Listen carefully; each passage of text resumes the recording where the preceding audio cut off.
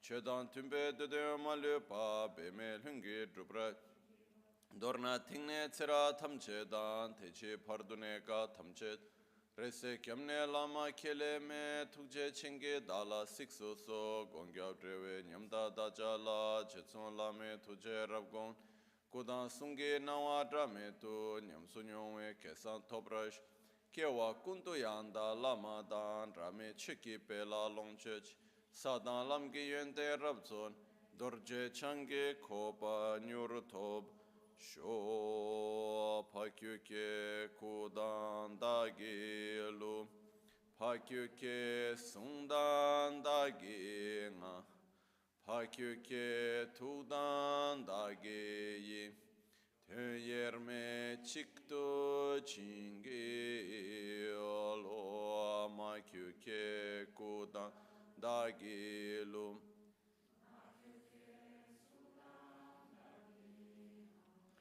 makyuke tudan dagi yi yerme chikto chingi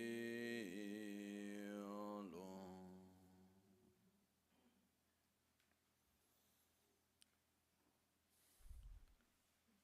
Om Muni Muni Maha Muni Shakya Muni Swaha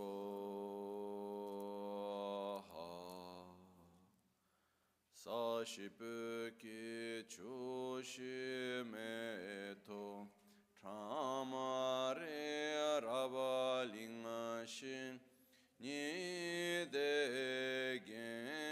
Gyampadi Sange Shintu Mikte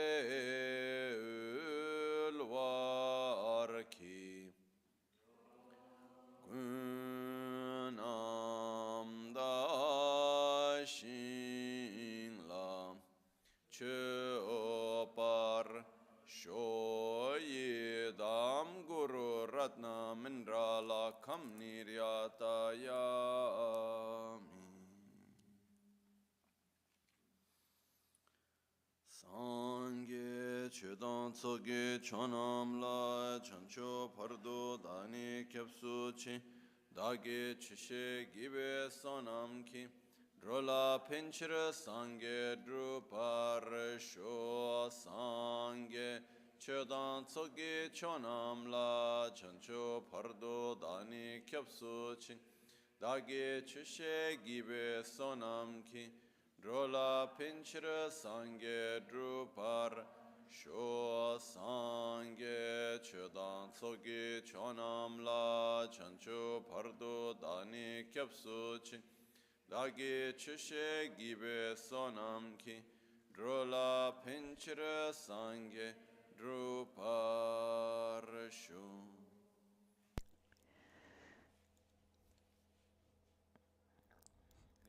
In the Buddha, Dharma, and Sangha, I take refuge until enlightenment.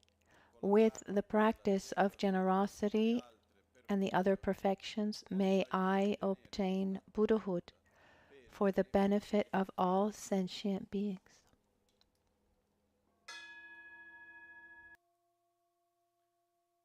Namo yal haye ke da ludan jin ke rubundan da mi ke nam dan rubakun ke tanam chi zampa tamje ke du da ge cheten to tamje ke du da ge cheten.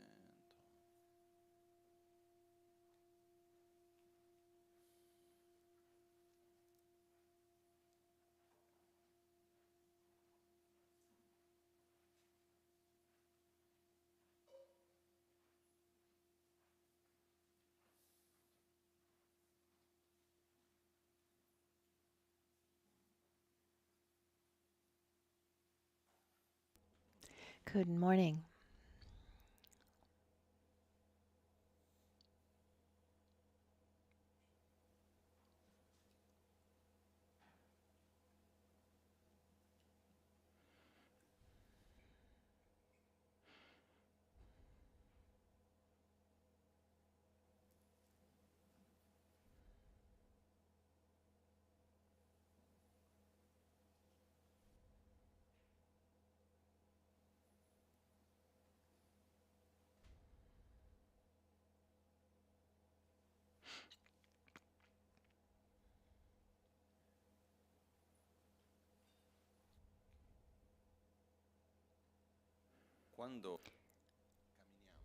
When we walk, we can take a stroll, we can walk in different ways. We can walk simply because we're walking, or we can go on a walk without having any kind of clarity of going somewhere specific. We just walk because we walk. And instead there are times where we're walking, and as we're walking, we're distracted, and we're not thinking about our walking, but we're distracted by the landscape, things around us. So we can be walking without being aware of the walking. And then there's walking as a trip, where there's a place where we want to get. And today I don't think it's today instead we would take a car, a plane, but there's also walking towards a place. And in our lifetime, wanting to or not, we're always interacting. And every moment we interact with people and situations, objects, everything that's around us. In every moment we interact through our speech, our thoughts, and constantly we are transforming ourselves. Not only are we transforming ourselves, but we are also part of the transformation of everything that we interact with. So we're a part of the transformation of the people around us, the society in which we live, our environment, our city, our country, everything that we interact with. We're part of this transformation. Where there's more interaction, there's more transformation. And among all the transformation, the greatest one that we have is this interaction and transformation of ourselves, the interaction with ourselves, our own. We're constantly interacting with our thoughts, the image of a past, the future, the judgment of the present, and our projections of the future. We're constantly interacting through our speech and through our five senses. This interaction is like walking. But what happens is we don't have the choice to stay still. I always remember the time when we were in Spain with Lama Ganshin in a conference, and one of our friends, our doctor friends, gave her speech during the conference, and he talked about the various scientific aspects related to the transformation of a person. He talked about epigenetics, about the microbiome of the gut, the malleability of the mind, plasticity of the mind. And he said we can change. And then at the end, joking a little bit, I said, I don't agree with what you said. I don't agree with the fact that we can change. We don't have the choice. We are constantly in transformation. We are constantly changing. The difference is we can be aware of this transformation or not. We can try to give a direction or not. So we walk. So imagine that we have to walk and we're never still. And the difference would be, as I walk, my objective is just to walk, or while I'm walking, I don't really want to get anywhere, but I just stay focused on what's around me, or I can decide I can walk towards a destination. This is the difference. But we don't have this choice of walking or not walking, transforming ourselves or not transforming ourselves. This walking just to walk is the attitude that one has often, where we live just to live. Life is the objective of life itself, or at the end of the day, we live our life, and our greatest objective is avoiding suffering, experiencing pleasures, resolving problems, and somehow we're living life for life itself. The life we have, our interactions, the people with whom we interact, the places, work, everything that in our lives, this all becomes the objective of life itself. We live for these things. And life is lived as an end in and of itself and not as a means. And this is something very common. When Atisha said, this 11th century master, at a certain point in Tibet, he said, during the day we're distracted and at night we sleep, and soon we'll die. Life goes by quickly and the things to learn are many. And for that reason, we need to choose well where we put our energy.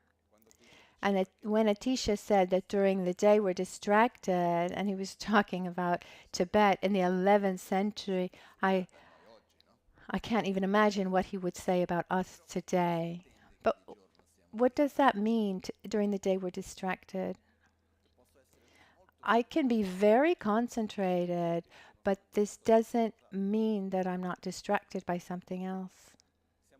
We're distracted from a transformation, a conscious transformation.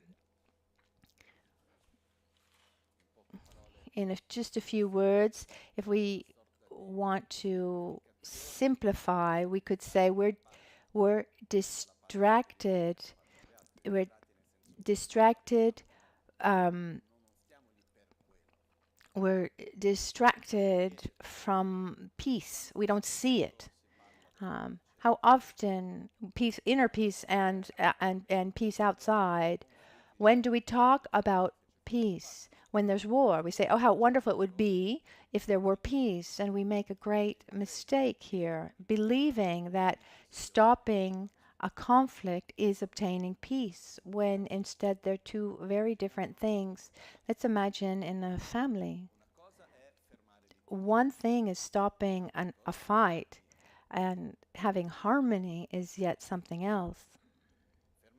Stopping an argument, a fight, maybe one or the other realize that they've gone beyond their limits, that it's too costly to continue that argument or that fight. We stop spitting at each other in the face and we stop the conflict.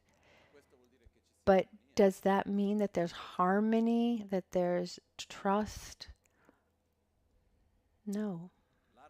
Harmony, trust, love is something that requires time to construct, time and energy, and it's not something that can be obtained from one day to the next.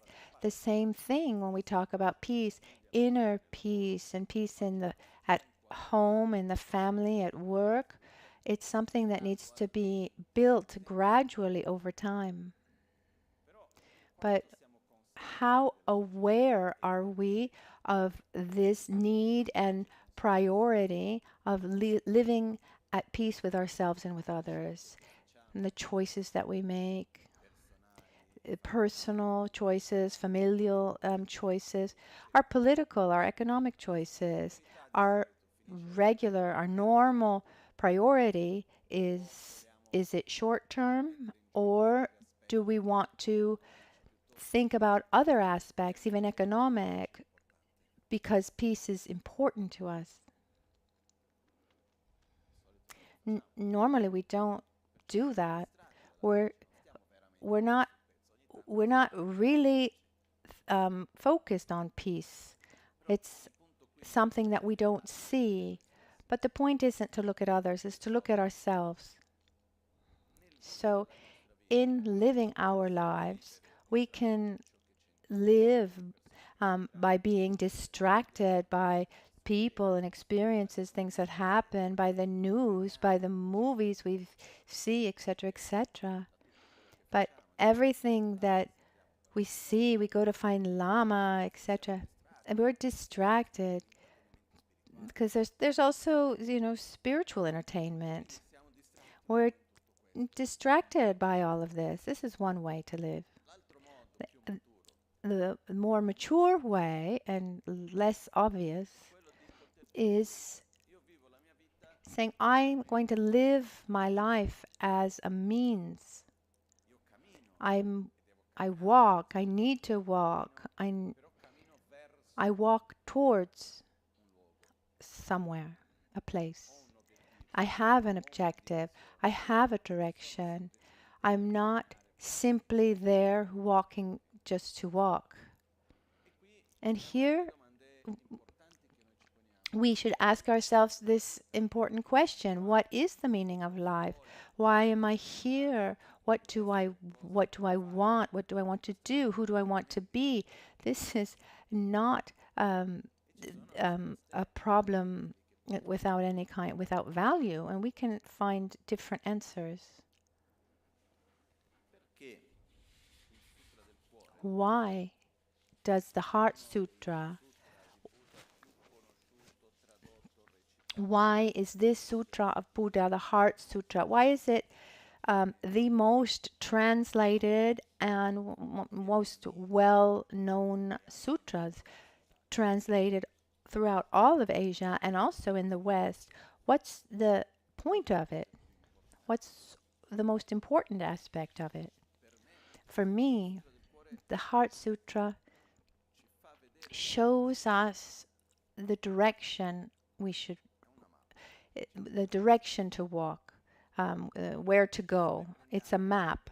And if we take a map, it's important to be able to read a map. When you take a map in your hand, if you're not able to read a map, in the end, if you're given first, if first you're given the Sutra of the Perfection of Wisdom in 100,000 verses, it's so detailed you wouldn't know where to start from.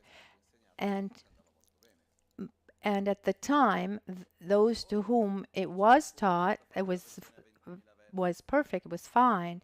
But then there's the sutra in 20,000 and 10,000 verses, 8,000 verses, and then we get all the way to the essence of the Perfection of Wisdom Sutra, the Heart Sutra.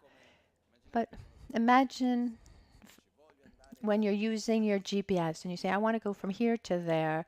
First of all, it shows us the map from far away, the drawing, the starting point, and your departure and your arrival. So you have a general view, and then you have all the steps. So the essence, this Heart Sutra, would be that first map where you see start here and there.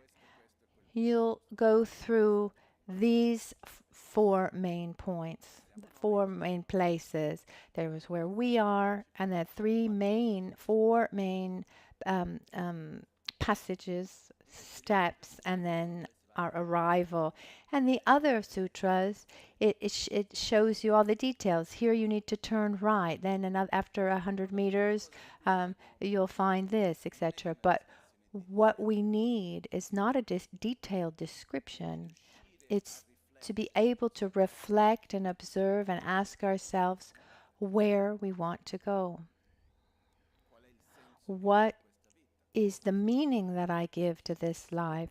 What direction do I want to give to this life?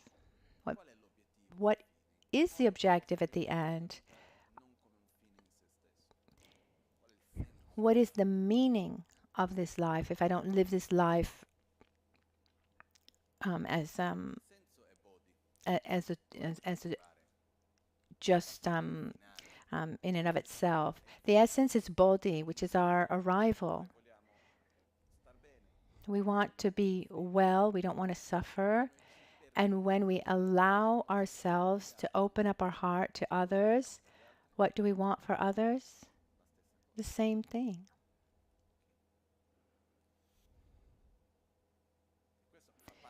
And this is a very important part of our path, opening up our heart to others, desiring others' happiness as much as we desire the happiness of ourselves. Include others. I love others in the same way I love myself. This is very important. But first, before being able to love others, we need to love ourselves. And what happens is, we often we're really fine when we look around in the world around us. There are situations there's situations we ask ourselves, how is it even possible as human beings that we've gotten to this point? There's some real serious problems around us. If we will find political reasons, traumas of one, traumas of others, attachments here. We can try to blame ideologic views of one, of another. We can say because one wants power, wants to manipulate. We can make many different kinds of reflections that answer this question, why we as human beings have gotten to this to these negative aspects. I'm talking about the negative parts. Why do we get to all this? How have we gotten to all this? And when you go deeper, personally, I believe that at the end of the day, what pushes each one to do each person to do what he does, and even get to these absurd situations, it starts from this very deep feeling of wanting to be happy and to not suffer, but it starts from this certainty that our reality is the ultimate reality. And as we live, what we do, the stories we hear, what things we learn, we create a reality. Much more than a virtual reality. And we live this reality of ours as if it were real, totally real. One of the clearest examples is money. What is money if not a concept, a story that everyone believes in, and we live it as something solid? There are those who give up their lives for this, who kill for this. I remember something in a recent history that really touched me.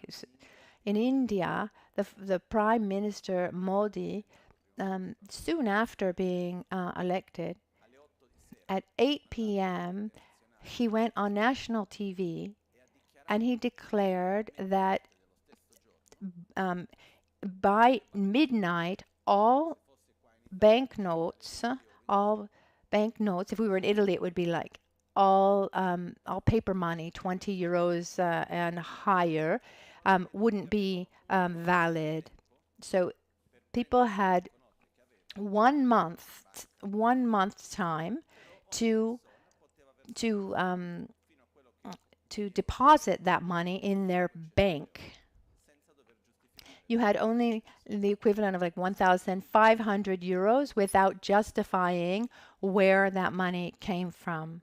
And instead, after 1,500 euros, you needed to justify the origin of that money. And if you didn't have any justification, you would pay 100% in taxes. Um, After that midnight, there were literally rivers of money going. Um, People were throwing money out the windows, literally throwing it down the drain. And so that's also here in Italy, we see that the banknotes of 500 euros, they're no longer valid. They realized that they were not circulating, and so here Modi, from one day to the next, didn't give people the time, let's say, to get rid of their money that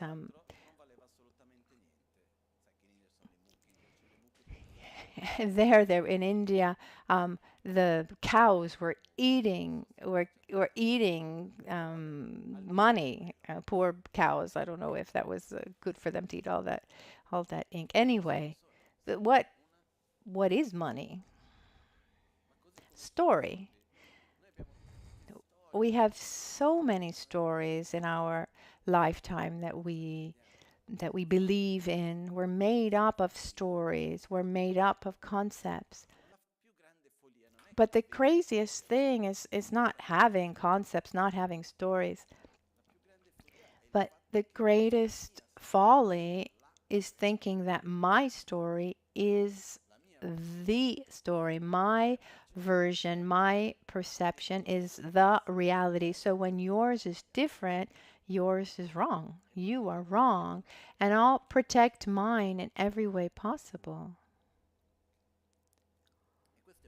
And this is one fundamental point from where our conflicts arise.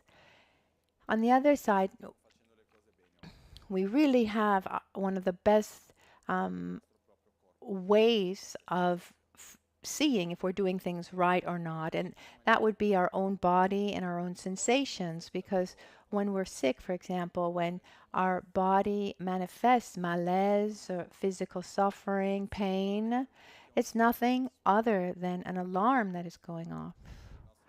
Our body is saying, you're doing something wrong.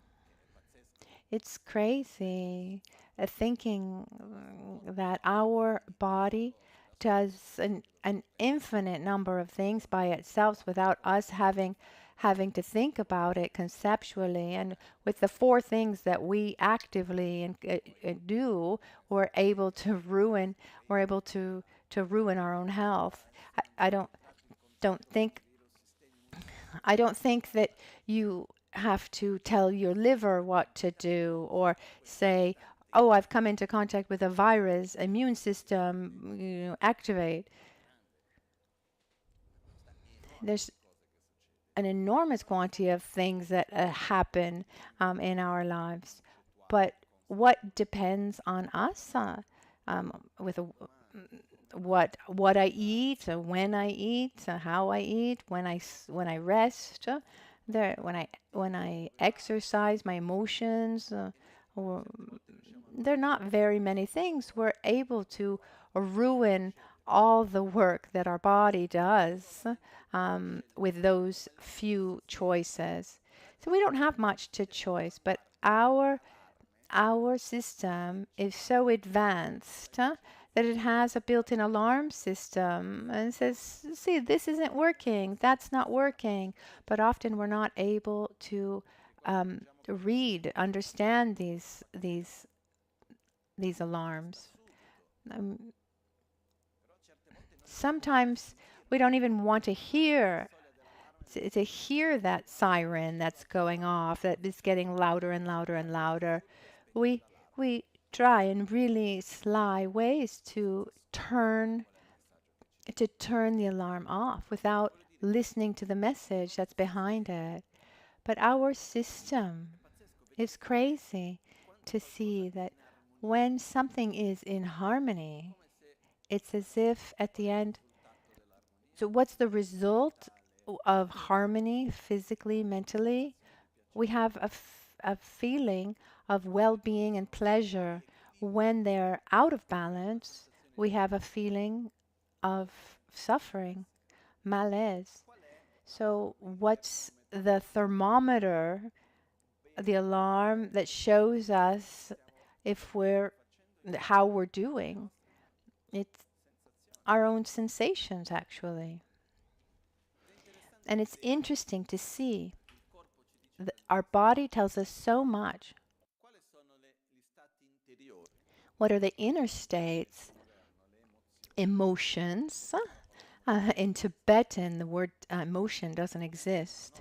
And even in our Western languages, I read that emotion as a term is new. A few centuries ago, it didn't exist. In Tibetan, there's the word for many specific emotions like anger or attachment, love, etc. But the concept of emotions is quite new, even in the West. But it's quite relevant. So let's use this word emotions. So when there are emotions, our body reacts. So we use our body as a thermometer to show us if we're doing the right or wrong thing. When we feel anxiety, for example, what does our body, how is our body? Is it relaxed? Is it feeling pleasure or a feeling of tension and even malaise? Anger, jealousy, envy, sadness, fear, arrogance. They bring all bring us to inner states of alert, or our cortisol levels arise. Instead, gratitude, love, respect, satisfaction, just to name a few. Physically, they bring us to a state of well-being. So if we were to understand what qualities I should develop to be well, you don't need to go very far to ancient texts. It's simple. One simply can observe one's own body. And so inevitably we live within our own reality, that we can use the term virtual in the each one lives within his own reality, and we don't have much choice. But what's important is the reality that I live, the way I interact. Does it work or not? What's the thermometer that says if it's working or not working? In the end, how I feel. And there are characteristics that when they're present, we feel better, and there are others, when they're present, we feel worse. And so the path of creating our own worldview and interacting accordingly, the paradigm in which we live, the story we follow, is not about if my story is better than yours, or mine is more real than yours. Does your story work for you? Does it help you to be more satisfied, more loving, more balanced, happier? If someone created the religion of Minnie and Mickey Mouse, and we needed to sit down wearing the big black ears, and we invented a mantras Om Miki Soha, and I don't know if that helps you really to be in more peace with yourself, to have more compassion and love, then great.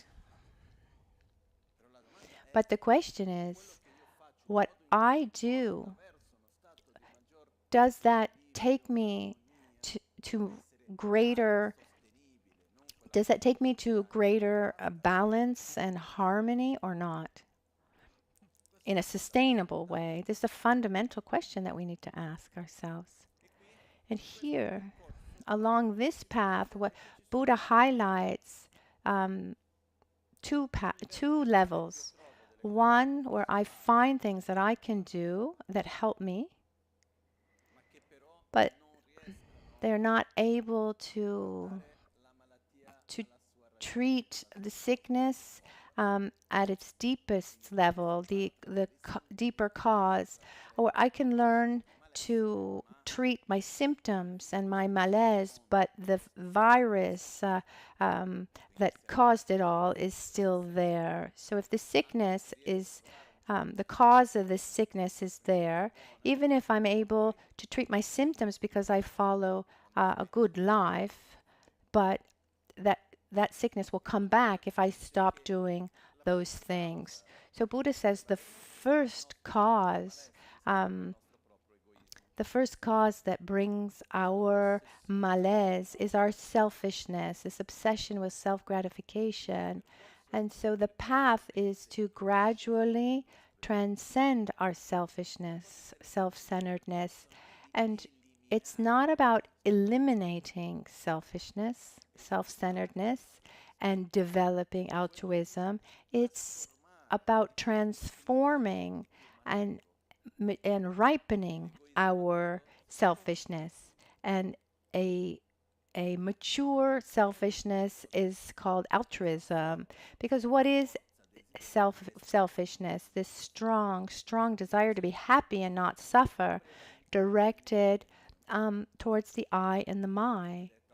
This so-called obsession with self-gratification.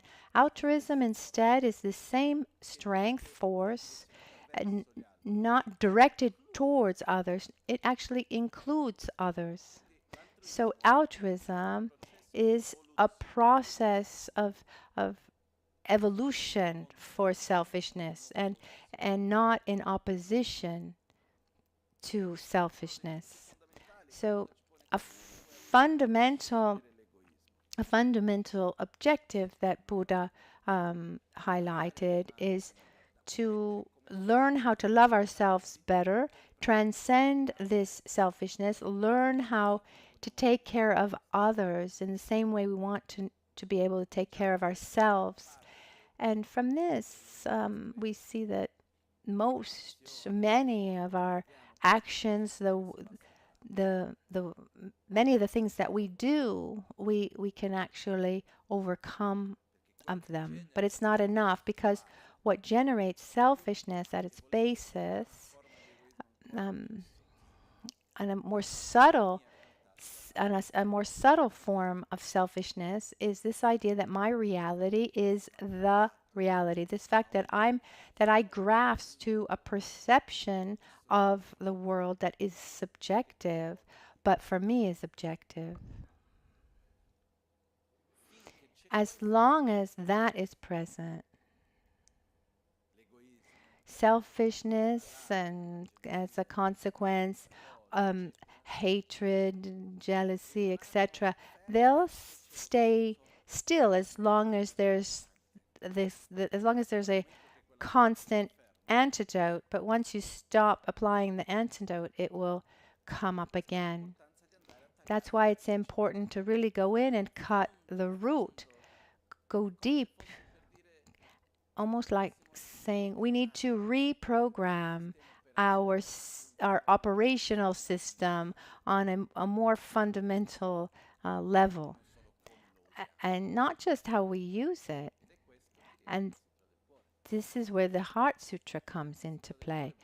In the Heart Sutra, Buddha, through this beautiful conversation between Avalokitesvara and Shariputra, in the blessings of Buddha, in the presence of Buddha Shakyamuni, where the question that is asked is, if someone wanted really to get out of the cycle of suffering in a sustainable and definitive way, and to do this through the change of one's own paradigm,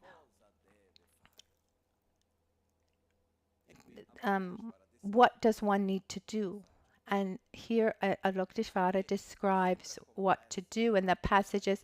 It seems complex, and some parts are, but the general view is simple. Avalokitesvara says, first of all, you need to have clarity as things are. Have a healthy, coherent world where we see that everything that we perceive, including ourselves, our five aggregates, exists in an interdependent way. They depend on causes, conditions. They depend on their own parts. They depend on the interaction with the observer. They are mutually dependent. Everything doesn't exist in an independent way from everything else. And there can be a wrong understanding. Sometimes it happens. When people talk about this level of interdependence, there can be this idea that we're all connected. So everything is connected to everything else, as if then we become one thing. Maybe you've heard something similar, the kind of oneness. From my point of view, it's not like this. The point is that nothing exists independently from that with which it interacts. I don't exist independently from you in this moment, and vice versa. Clear that if I say I don't exist independently of you and you don't exist independently from the others, then all phenomena are connected. But the main point is not to see this connection to make a sense of oneness. The point is that nothing exists in an autonomous, independent way. So what does that mean?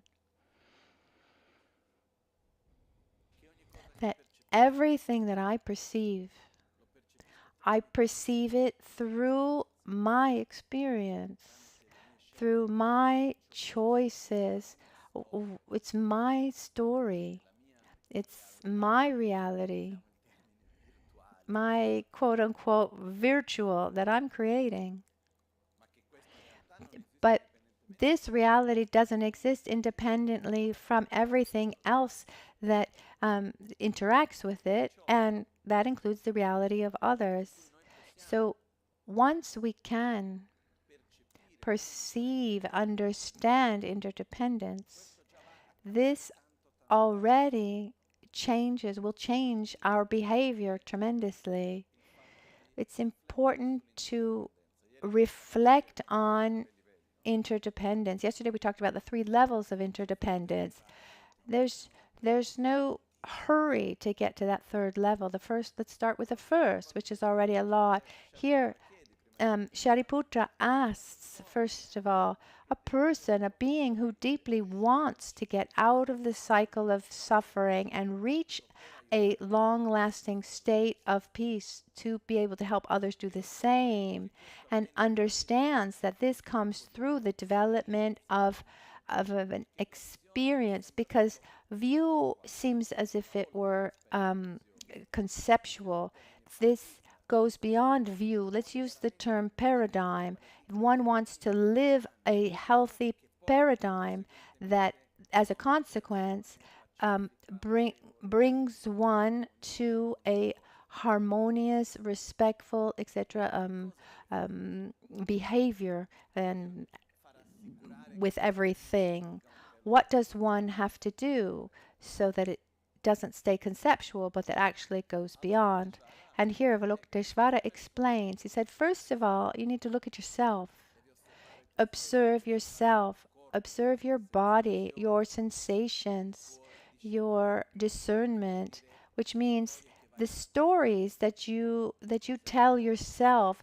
What is this? What is that? The names you give to things, and your compositional factors, your personality, the flow of experiences and sensations, and you see that none of that exists in an autonomous, independent way as it appears. Once you've had clarity on this, and you're able to rest your mind there, even if at the beginning it's quite frightening, you start observing that everything else is also like this. So nothing has an autonomous existence. Instead, it's interdependent. And even the characteristics of each thing don't exist in an autonomous way. Be it antidotes like love, and also the mental defilement like anger. They both exist in interdependence. Thank goodness, because if anger existed independently, objectively, autonomously, would it be possible to change it? No. We can transform our being because we are interdependent, because we are a result of this complex interaction where, as we said at the beginning, what's the greatest interaction the greatest interaction that we have is ourselves with ourselves, through our thoughts. And through our thoughts, we make physical choices and then changes with our speech, and we can change much faster than what we can imagine. Because when we see the path, as we saw yesterday, I used complex terminology, not complex, but new terms. The path of accumulation and preparation, the path of seeing, of meditation, of no more learning. It seems like it's an extremely long, unreachable path. But it depends all. It all depends on how much we walk. It all depends on whether we put the map in front of our. If we take the.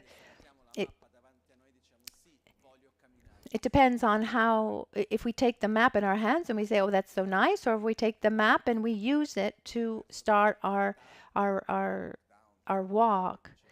During lockdown, I started actually walking in the surrounding mountains, and I saw that at the beginning, when I didn't have this habit, 10 kilometers seemed like so much.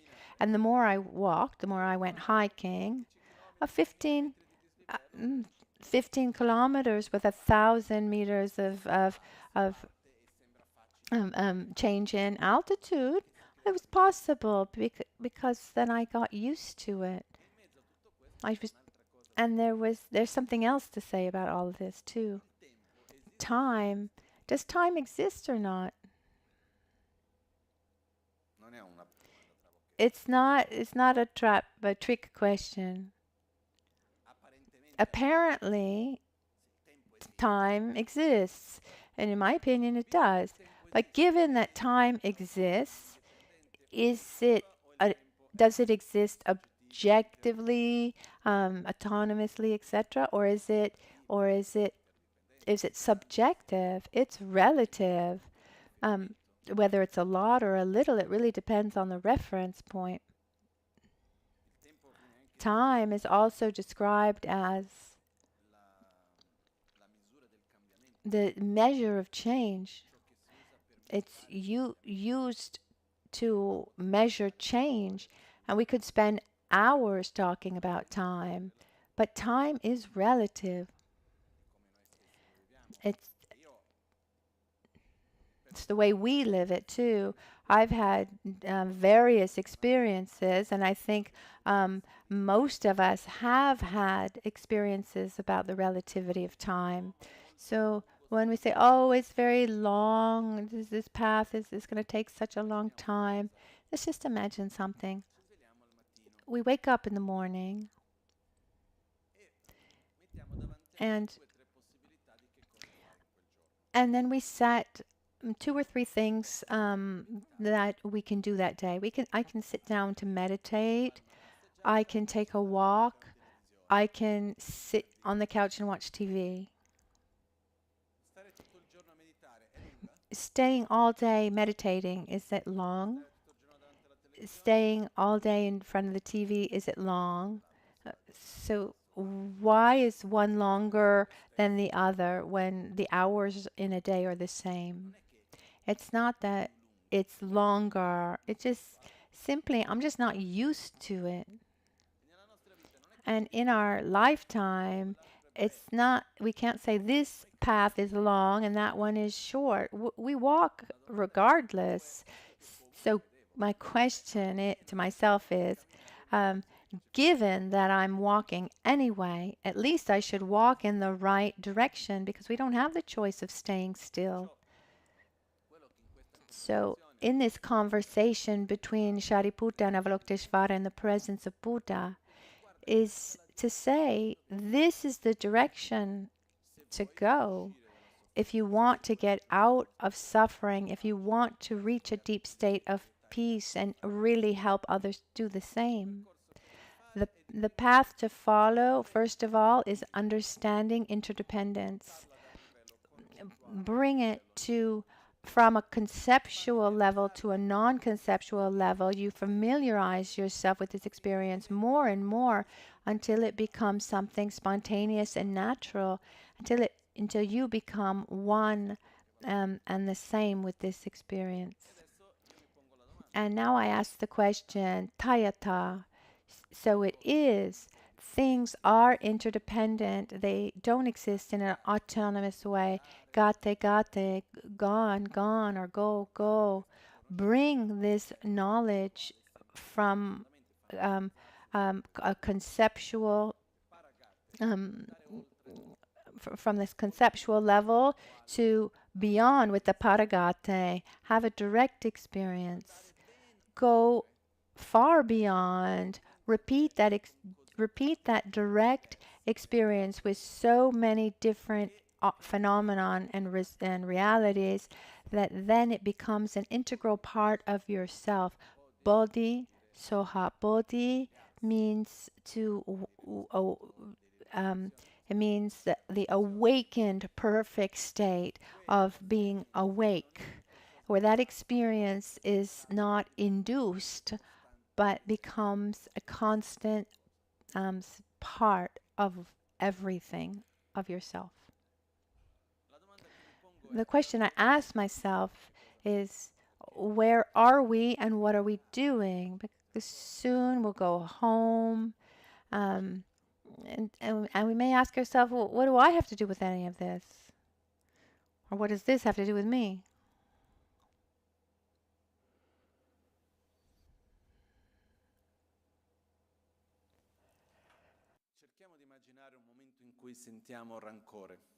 Let's try to imagine a time where we've felt resentment.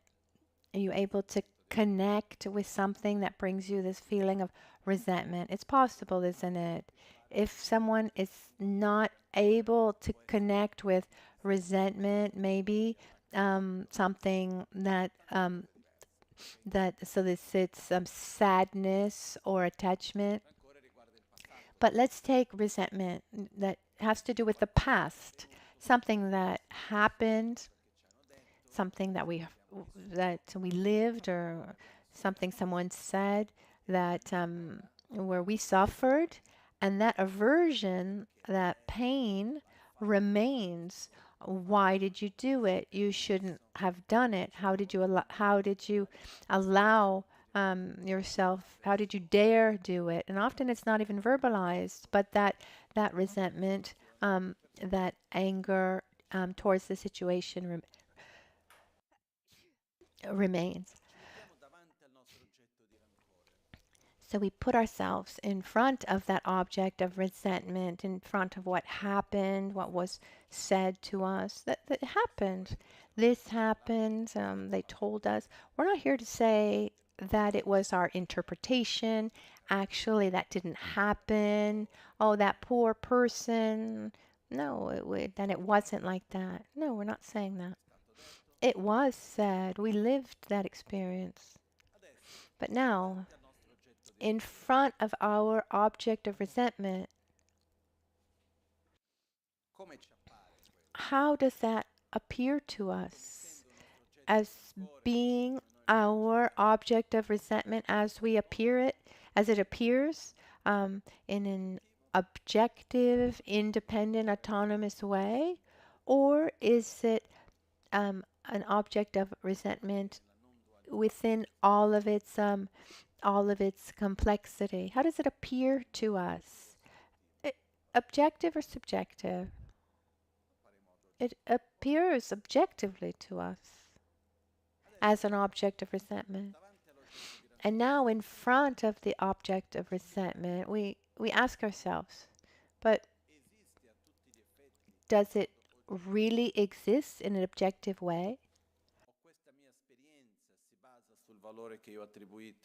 Or does this experience of mine depend on the value that I gave to it, the parts? Is there one to blame, or is it a manifestation of very complex net of parts? So I took a photograph of one particular aspect to which I grasped. Is it objective or subjective? Is it objective or subjective? Let's give ourselves time to be in front of this object of resentment, and with kindness, we say, you are not the way you appear. You're not solid and objective. I live you like that. I suffered for this. I suffer still, but what I'm suffering from is not. It does not exist independently from the value that I attributed to it and the very complex interdependence of it. There is no one thing to blame. I'm not a victim, because there's nothing that is independent or solid that hurts me. Let's try to be in front of this object of resentment and deconstruct that solid perception of reality. And I repeat, without getting into an inner dialogue of saying, oh, okay, you didn't want to, it's not that bad. We shouldn't try to attribute a positive meaning to what we lived. No, simply try to deconstruct that solid, objective appearance.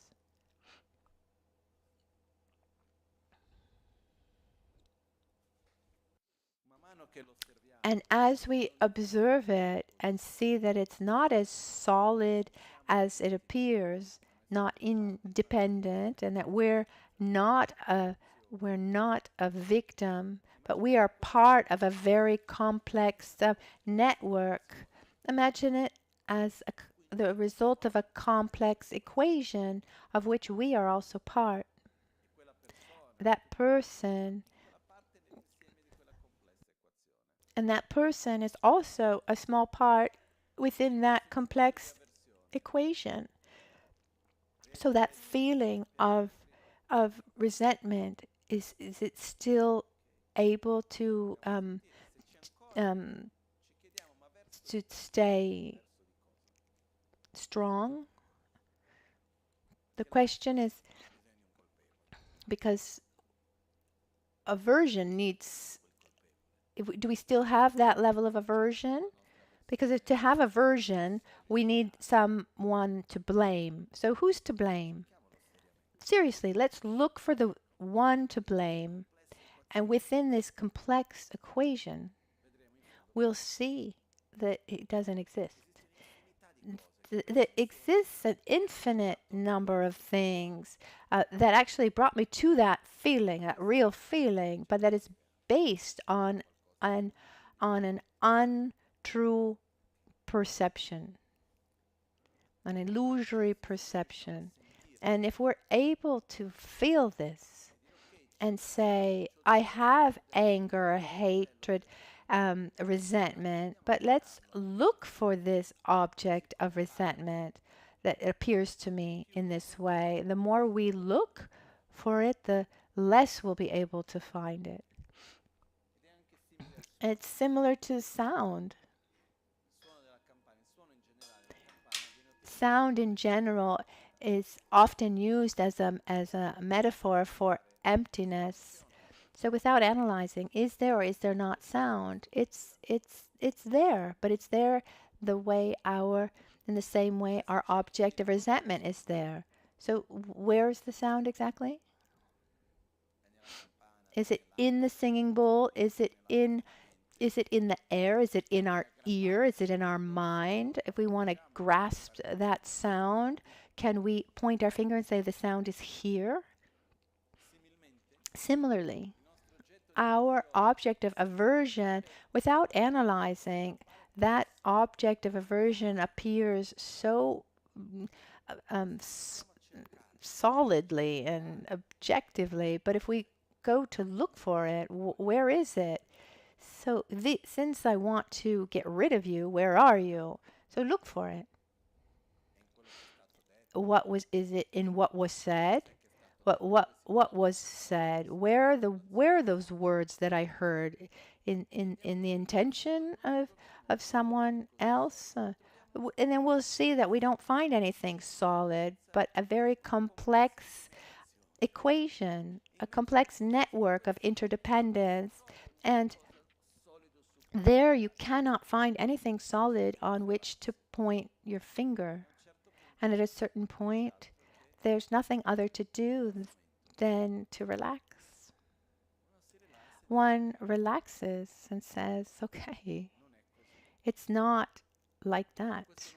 Which doesn't mean that you can't do anything. It means that every small part of that equation has an extraordinary weight.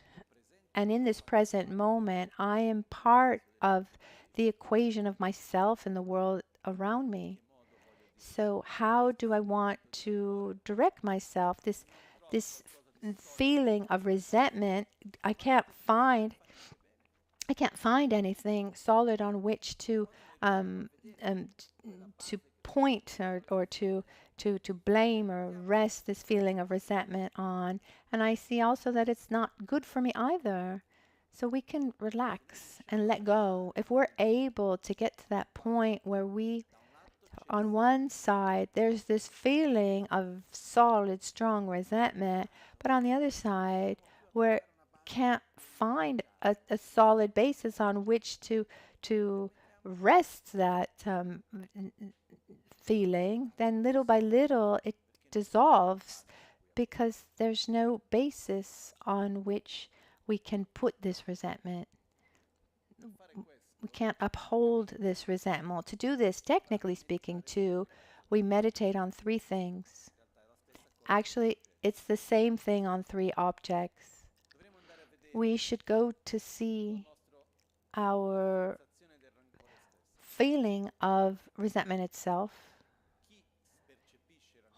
The one who perceives the resentment, ourselves, and then the object of resentment, what was said or done, etc. And we see these three and see if they exist as they appear objectively or not.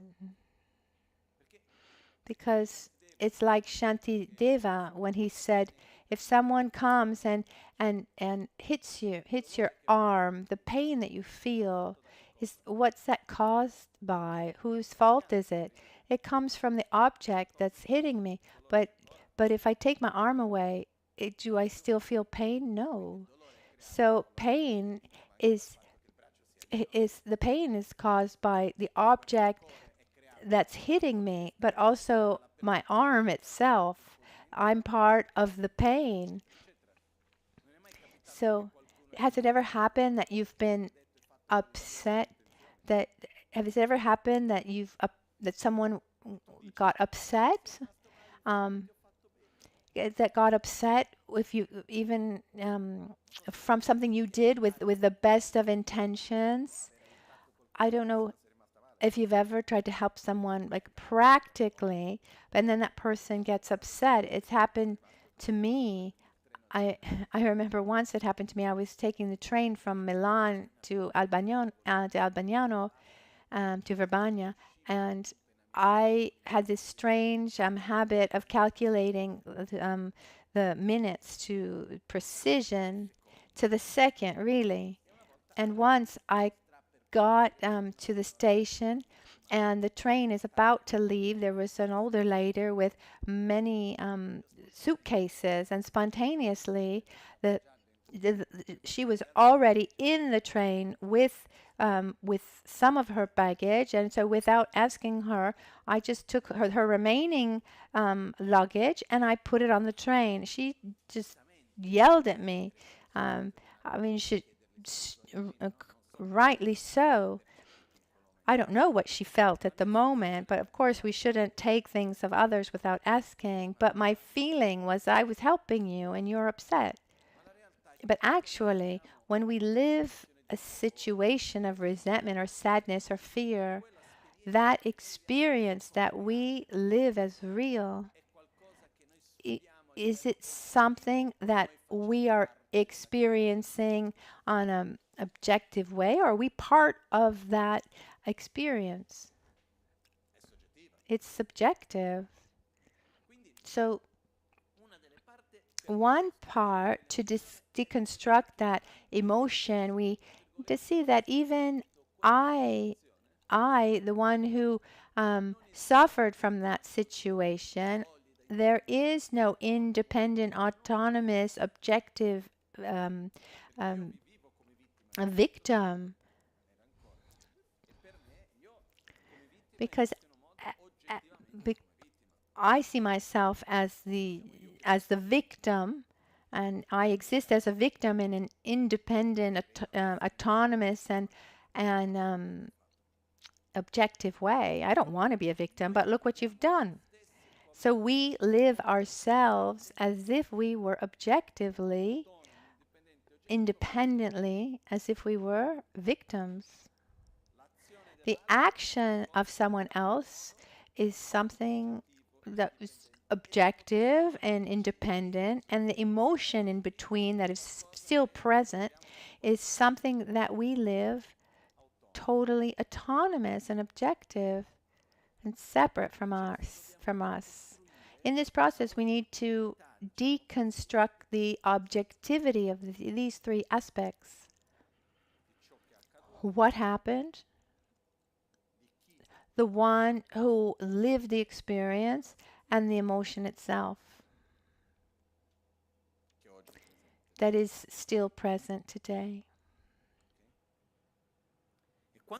And when we're able, one way to do that is to take each one at a time and try to say, okay, first of all, we allow ourselves how it appears to us in this solid, independent way, and then ask, are you really there like that, in that way?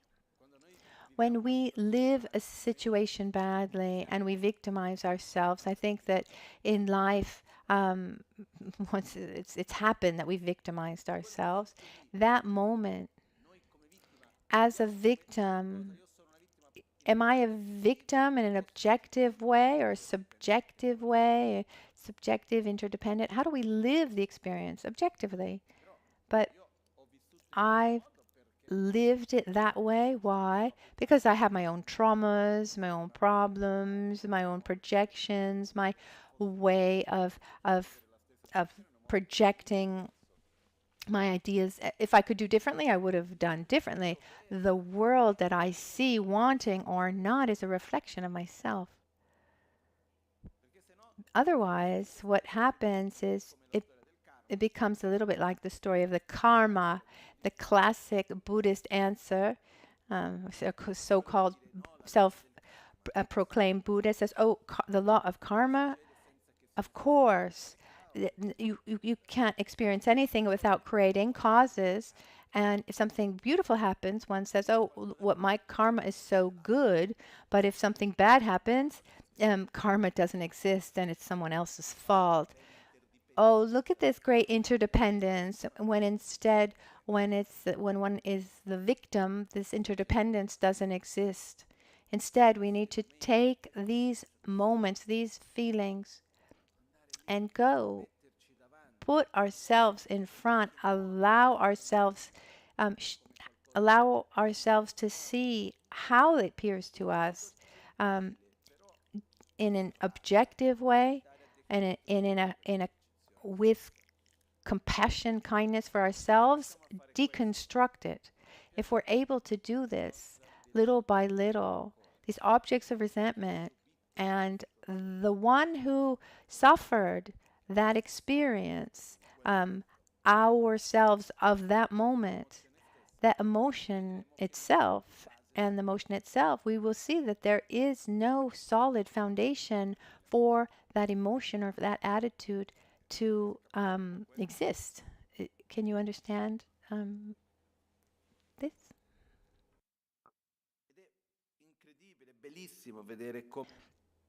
And it's beautiful to see how the correct view of reality on a practical level becomes the key to heal our traumas and sufferings. It's the key also to obtain a state of peace and balance and love. So when this sutra is called the Sutra of the Essence, or the nom d'art, this Heart Sutra, then the non-inherent existence of all phenomenon, not only just of, it's the essence of the reality of all phenomenon, but also the essence of the path. And the Heart Sutra gives us the map, shows us you have the tools and you can do it.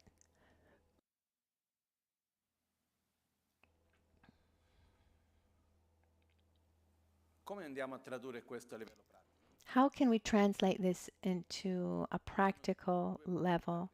There are two main ways. There's the real usage of the Heart Sutra, and let's say the positive side effects, the secondary effects of the Heart Sutra. The main real use is to help us recall our path, see the direction we want to go, help us reflect on the ultimate nature of all things, and to stay on the right road and gradually walk along this path. In the meantime, the secondary function that was attributed to the Heart Sutra for a long time, since centuries, and the one used most often has two functions. One, generate positive energy, so-called positive karma, and two, also eliminate interferences, conflicts, etc. How is that possible? How does that happen? it's something quite practical now. I'll explain to you. The basis of this is the fact that when I come into contact with the antidote, the deeper antidote to eliminate ignorance, it's even if I haven't been able to realize it all, I've come into contact with the main antidote. A little bit like, how can I say? Yesterday we used the example of the thief. I haven't been able to find the thief and catch him, but once the thief knows that I know that he's the thief, he's already shaking in his boots, and that already means a lot. And so he starts stealing less. He's being more careful because he knows that I know. When we begin to doubt inherent existence, intrinsic existence, and we start observing interdependence more, even if we haven't fixed or we haven't resolved everything, there's an important change within ourselves and a change in our behavior that is noteworthy, and that generates a positive energy. So an important aspect or secondary effect of the recitation of the Heart Sutra is a purification of our negative karma. What is negative karma? I act and I generate a kind of inertia. And we talk about karmic force. We've discussed this many times. I won't go into details. It's like when I throw something, I open up my hand and it keeps going through the air. There's a force that carries it through the air. That's the karmic force. And there's a consistency between the strength that was generated, the force that was generated, and the result. If I generate certain karmic force, how can I avoid experiencing their results? By generating the opposite force. And this is the process of purification. In the process of purification, the most immediate and powerful is to oppose the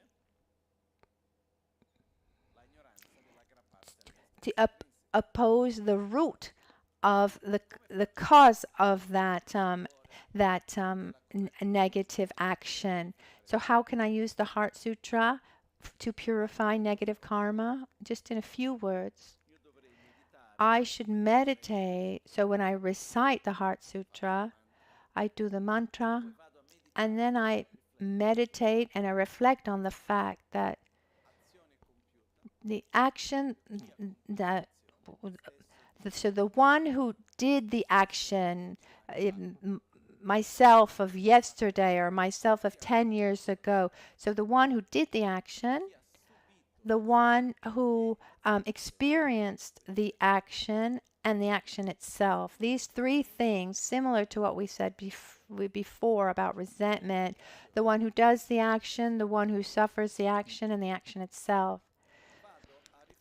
I reflect on the fact that these three are empty of inherent existence. They're interdependent. But in this moment, they exist as if, they appear as if they existed in a solid, independent way. But when I'm able to deconstruct this solidity between the one who did the action itself, and the one who suffered the result of that action, I'm going against the basis of that action itself. And this is one of the best ways to purify negative karma. When you're able to actually see the interdependence of each of the three, that it doesn't exist in a solid way, the way it appears. We meditate on the emptiness of he who does the action, the one who suffers the results of the action, who suffers the action and the action itself. So this might mean a lot for some and nothing to others. But this is one of the very, very important functions that we can attribute to the Heart Sutra.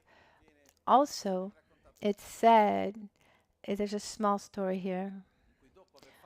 It's said that after the Heart Sutra, there's a verse that is recited that says, just like in the past, Brahma, this this celestial being, reflecting on the meaning of the sutra, the perfection of wisdom, and reciting its words, eliminated every negativity and every interference.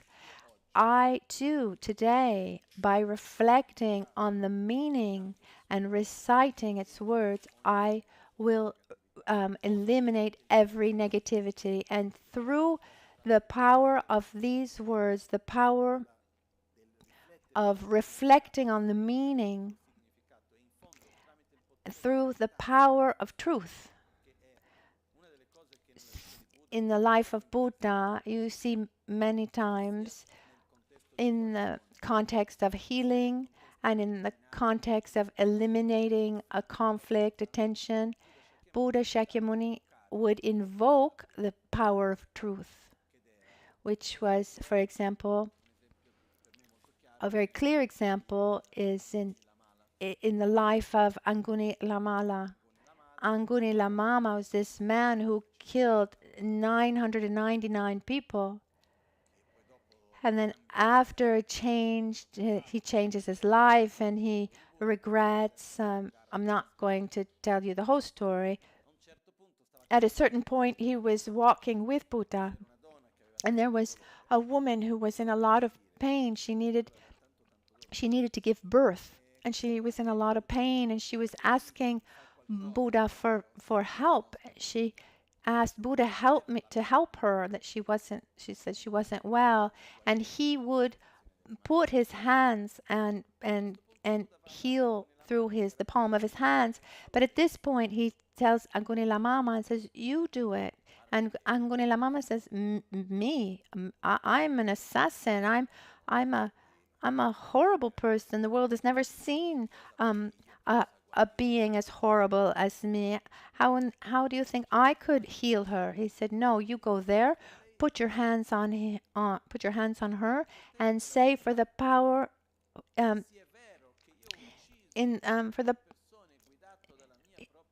if it's true, for the power of the truth, if it's true that I killed all these people and that I've understood, I've understood and have the total understanding of the opposite of that ignorance.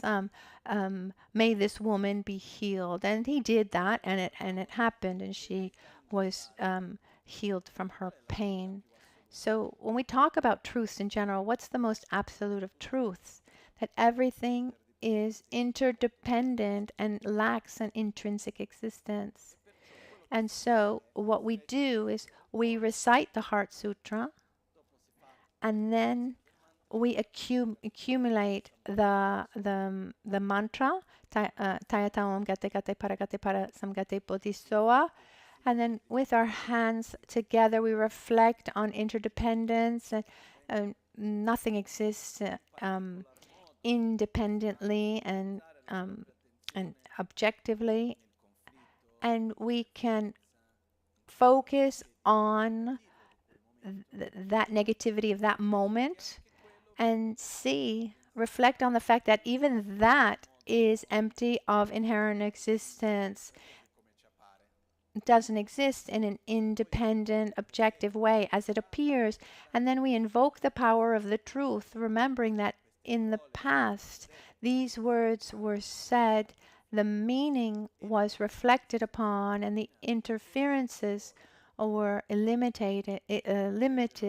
And so I too, for the power of the truth, the power of interdependence, I too, reflecting on the meaning, reciting these words, may these interferences be eliminated, and and then 3 times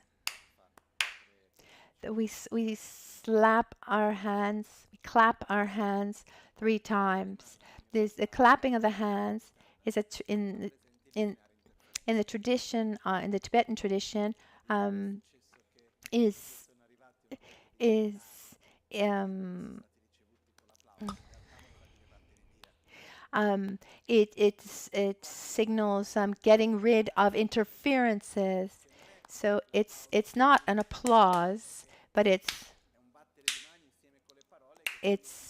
a there's a recitation, and then there's the clapping of the hand, and we're eliminating interferences. When the soldiers arrived, the Chinese soldiers arrived in Tibet, and they were met not with applause as it was understood, but by this clapping of hands to eliminate interference. And also we remember that the sound, like the singing bowl, what does it represent? Emptiness, this lack of intrinsic existence. And so, and also the right hand and the left hand is the male and female energy, the energy of the sun and the moon coming together. So what are our main interferences? Our resentment, our fear, our anger. And then there can also be specific conflicts or specific sicknesses or situations. And when we do the 3 clapping of the hands, we imagine that we totally eliminate and pacify those interferences. And this is a practice that is done in all monasteries since some centuries. It's very common. So there's the recitation of the Heart Sutra, and then there's this verse that one can recite or simply focus on the meaning, that just as in the past where the meaning, where these words were recited and the meaning was reflected upon and the interferences purified, may I, through the power of the truth, the power of interdependence, of the ultimate reality, through the power of my recitation and my reflecting on the meaning, may I also, with the clapping of the hands, and we eliminate these interferences and negative karma. So we take a specific interference. It can be a specific a negative situation that we're not living well, or a feeling that we have. When we clap our hands, we reflect on that interference itself, the one who is doing that interference, the one who is suffering from that action, and the action itself. And then we imagine it all dissolved. I remember once I was in Mongolia together with Lama Ganchen, and there was someone who, a monk who was there together, and during the night had a terrible dream, a nightmare, very heavy nightmare. And when he woke up, I remember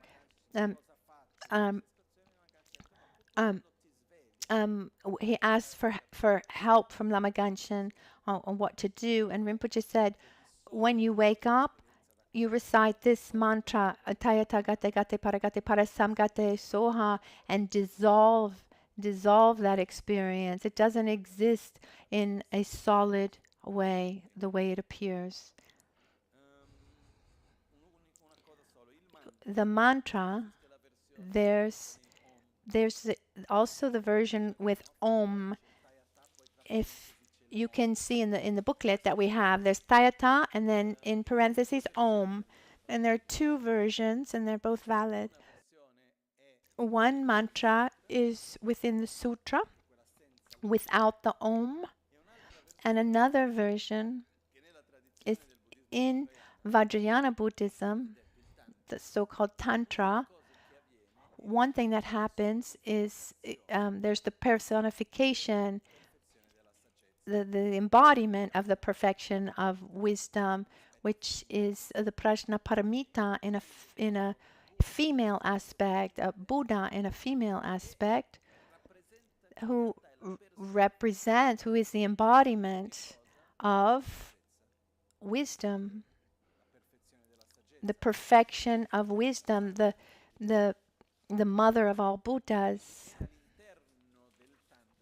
So within Vajrayana, when it is said Tayata Om Gate Gate Paragate Parasamgate Bodhisoha, there's that Om. You can do it in both ways.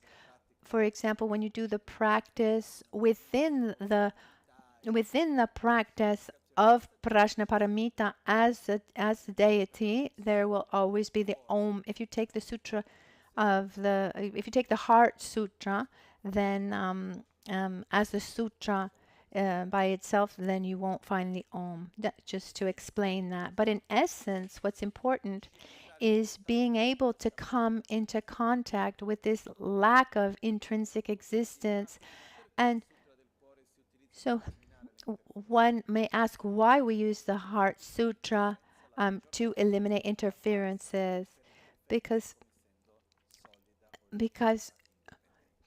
of all the interferences, most of the interferences are caused by grasping to an inherent existence as it appears. But when we realize that we're seeing just that experience is just one possible realities among an infinite number of realities, then it can't be upheld. So now we'll read together the sutra, Tibetan, and then in our own language, and then we'll do this part where we clap our hands, which can be done in different ways. We can do it to purify our own negative actions or pacify our own emotions like resentment or sadness, and also to eliminate external interferences. What's interesting is when we want to eliminate an interference, it's almost like we have this feeling that we want to destroy that thing, when instead this sutra shows us that that thing doesn't exist in a solid, objective way the way it appears. So let's take the sadhana.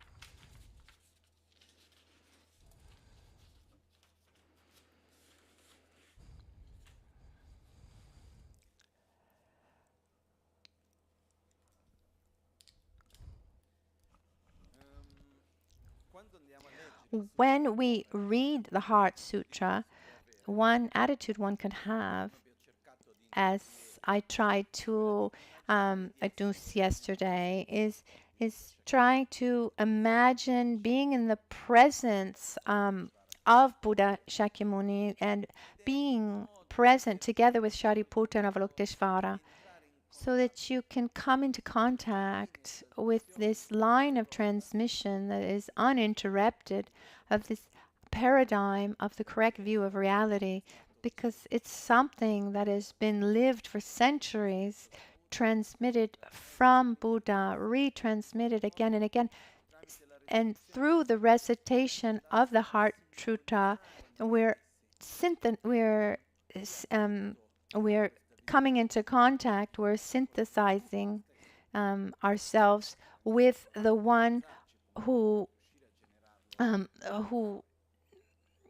realized this paradigm. So now we'll do first in Tibetan, the language in which we received, that I received the Heart Sutra. You can recite with me if you'd like. It's not that easy to recite because it's not always in verse.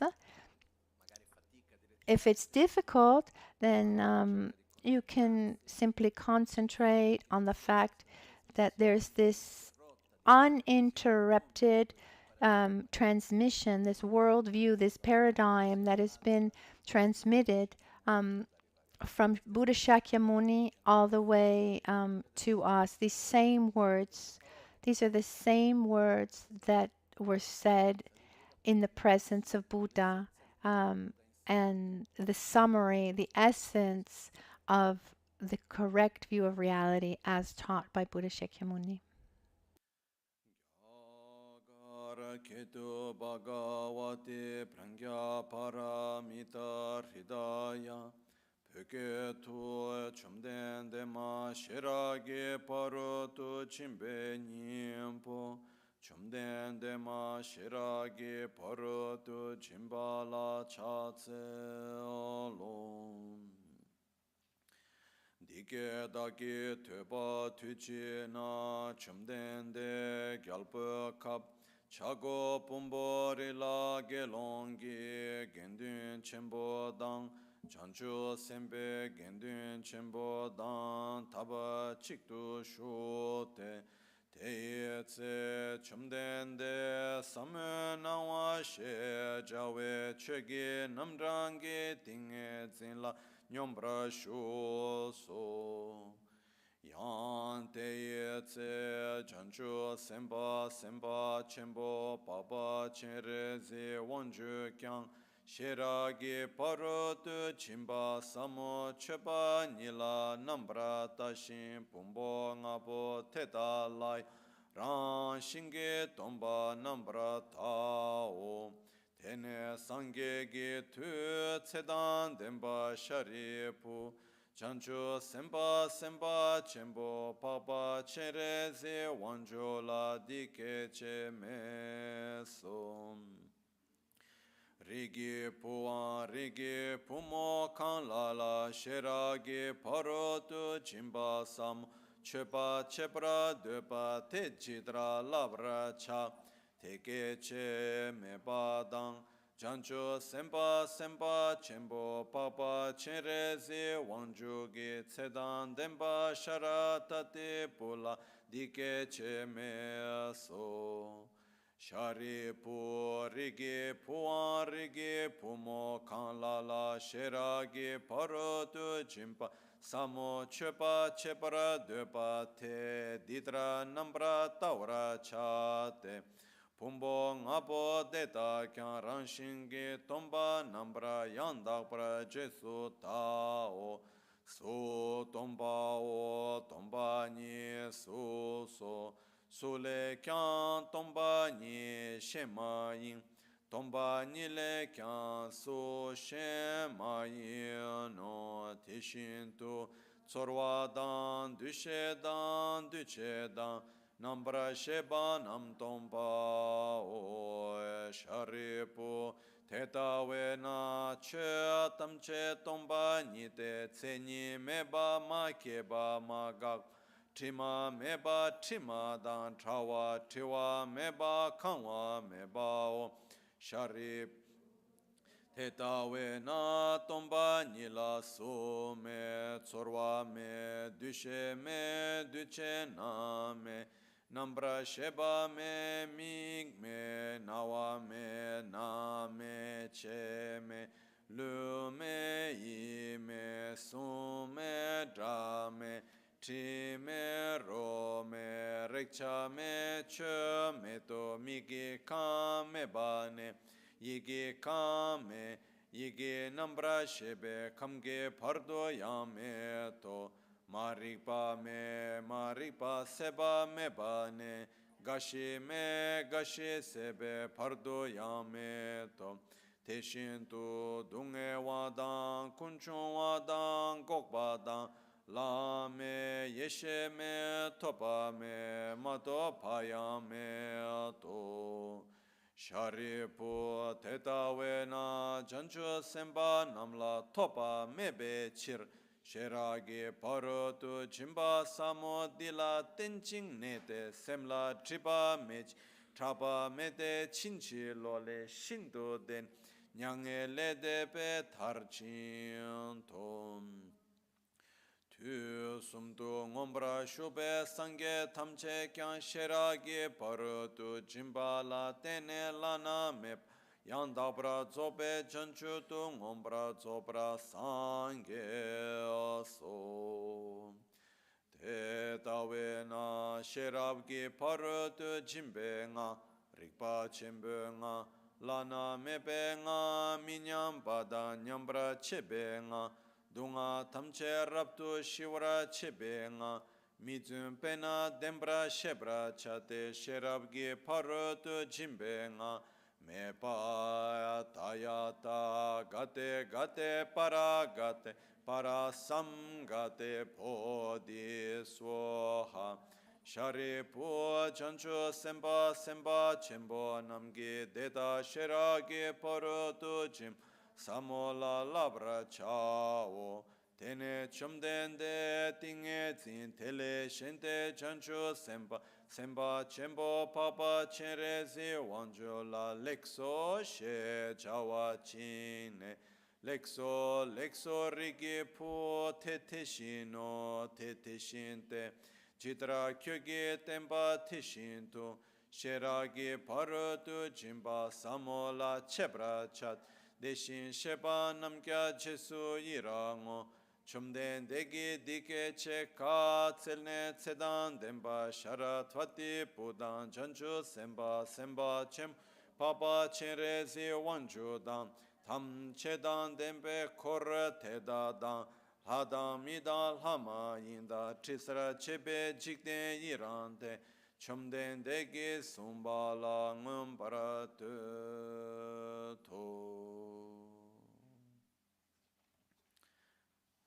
Tayata Gate Gate Para Gate Para Samgate Bodhi Svohaya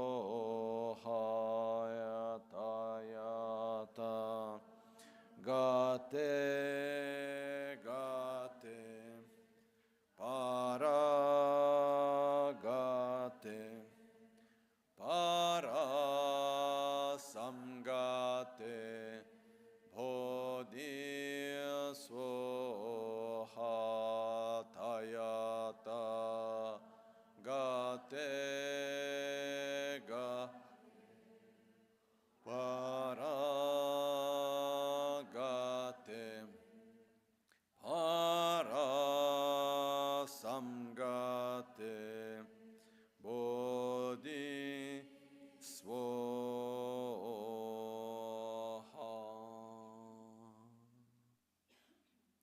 Italiano. Now in English.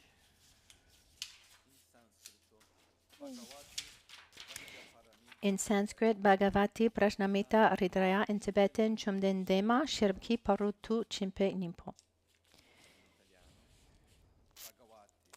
In English, the heart of far-reaching discriminating awareness, the vanquishing lady surpassing all.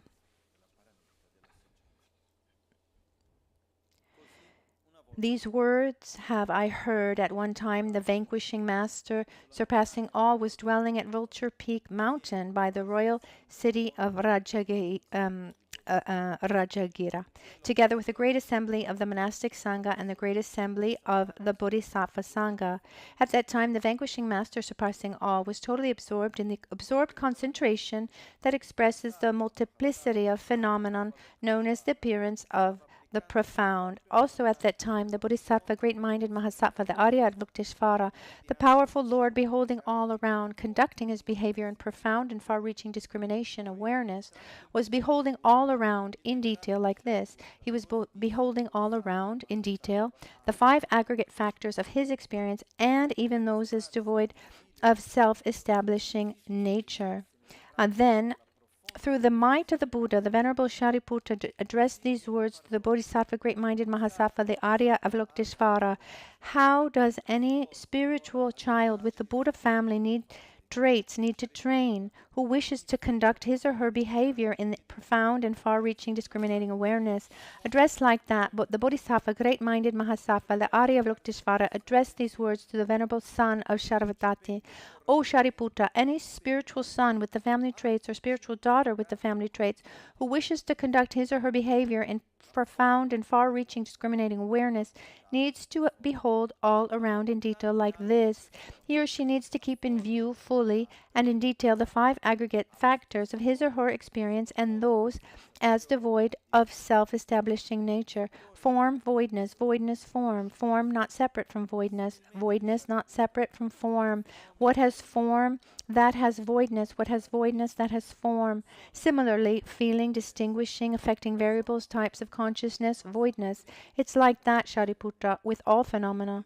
Voidness, no defining characteristics, no arising, no stopping, no being, no stained, no being parted from stain, no being deficient, no being additional. Because it's like that, Shariputra, in voidness, no form, no feeling, no distinction, no affecting variables, no kind of consciousness, no eye, no ear, no nose, no tongue, no body, no mind, no sight, no sound, no smell, no taste, no physical sensation, no phenomenon, no cognitive source that's an I, up to no cognitive source that's a mind, no cognitive source that's phenomena, no cognitive source that's mental consciousness. There's no unawareness, no elimination of unawareness, no up to no aging and death, no elimination of aging and death. Likewise, no suffering, cause, stopping, and pathway mind, no deep awareness, no attainment, no non-attainment. Because it's like that, Shariputra, through there being no attainment of bodhisattvas, he or she lives relying on far-reaching discriminating awareness with no mental obscuration. Because of there being no mental obscuration, there is no fear, gone beyond what's reversed. Thus, nirvana, release, complete to the end. In fact, it's by relying on far-reaching discriminating awareness that all Buddhas arrayed throughout the 3 times are full manifest Buddhas in peerless and perfect full Buddhahood. Because it's like that, far-reaching discriminating awareness is the great mind-protecting mantra, the mind-protecting mantra of great knowledge, the mind-protecting mantra that is unsurpassed, the mind-protecting mantra equal to the unequaled, the mind-protecting mantra completely stilling all suffering. Because it's being non-deceitful, it's known to be the truth in far-reaching discriminating awareness. The mind-protecting mantra has been proclaimed. Tayata Gate parasamgate bodhisoha. The actual nature gone beyond, gone far beyond, purified state. So be it. O Shariputra, a bodhisattva, great-minded Mahasattva needs to train like that for behavior that's in profound and far-reaching discriminating awareness.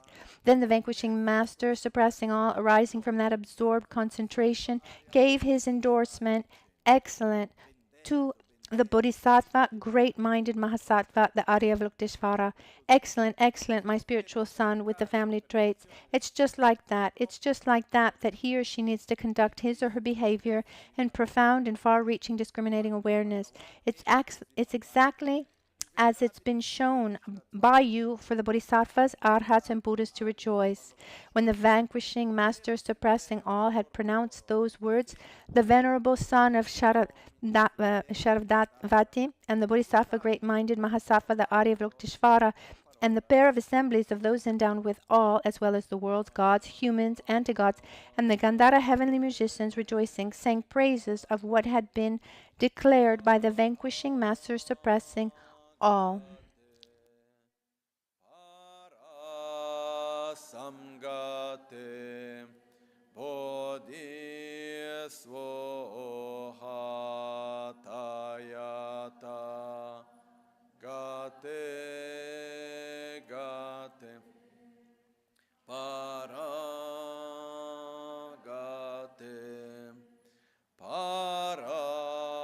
samgate bodhisvoha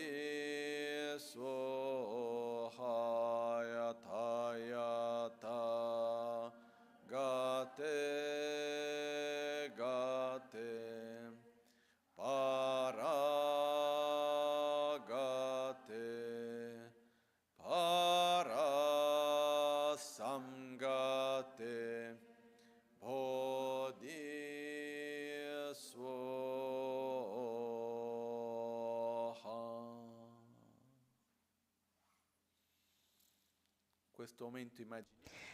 Now we imagine a specific interference representing also all the others that are present, inner interferences, starting from interferences. We imagine these interferences in front of us and the three circles. He who created the action, the one who suffered the action, and the action itself.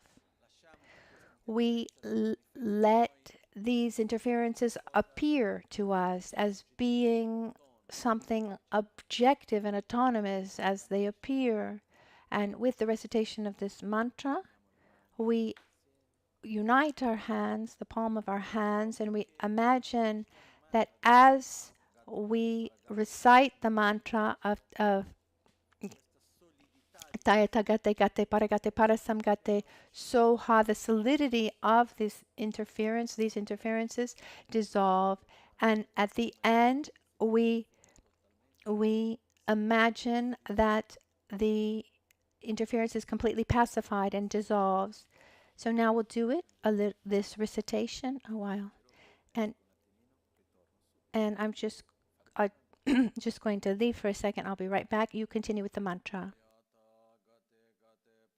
Gate para sama gate bodhi swaha tayata gate gate para sama gate bodhi swaha tayata gate gate para sama gate bodhi swaha tayata gate gate para sam gate bodhi swaha tayata gate gate para sama gate bodhi swaha tayata gate gate para sam gate bodhi swaha tayata gate gate para sama gate bodhi swaha tayata gate gate para sama gate bodhi swaha Tayata gate para sam gate bodhi swaha Tayatam gate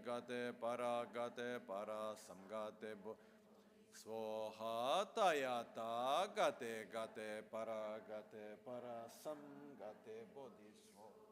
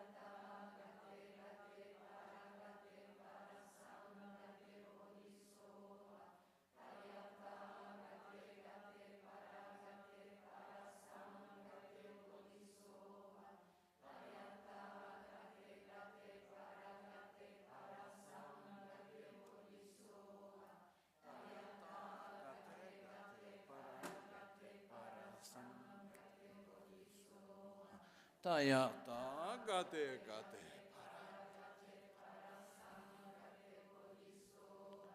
Tayata gate gate. Tayata gate gate para gate bodhisoha.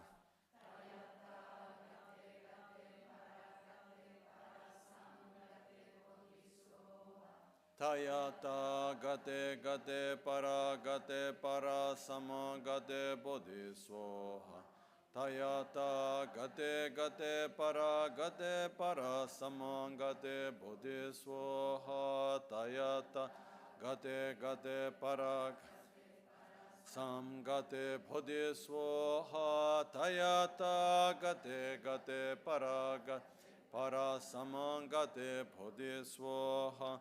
Tayata gate gate para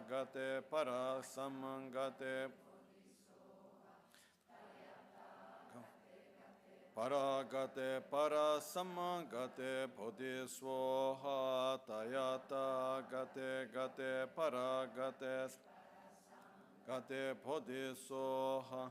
Payata gate gate para samangate bodhisoha. Tayata gate bodhisoha. Tayata gate gate para samgate bodhisoha. Tayata gate gate para samgate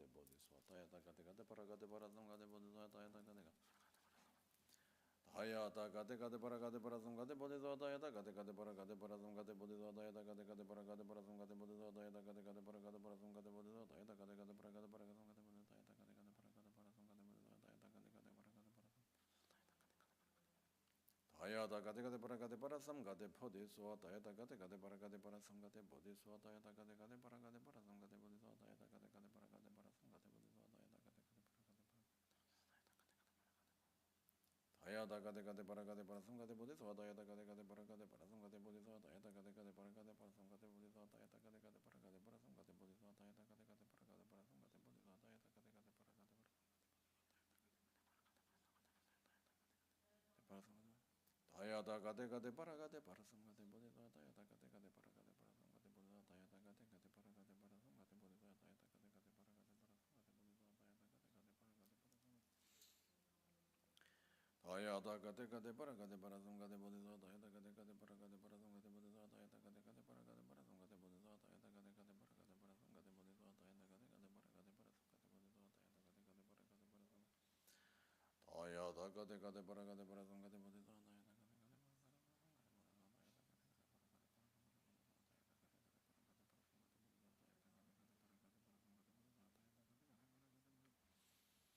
samgate bodhisoha. Tayata gate gate para samgate bodhisoha. Tayata gate gate para samgate bodhisoha. Tayata gate gate para samgate bodhisoha. Tayata gate gate para samgate bodhisoha. Tayata gate gate para samgate bodhisoha. Tayata gate gate para samgate bodhisoha. Tayata gate gate para samgate bodhisoha. Tayata gate gate para samgate bodhisoha. Tayata gate gate para samgate bodhisoha. Tayata gate gate para samgate bodhisoha. Tayata gate gate para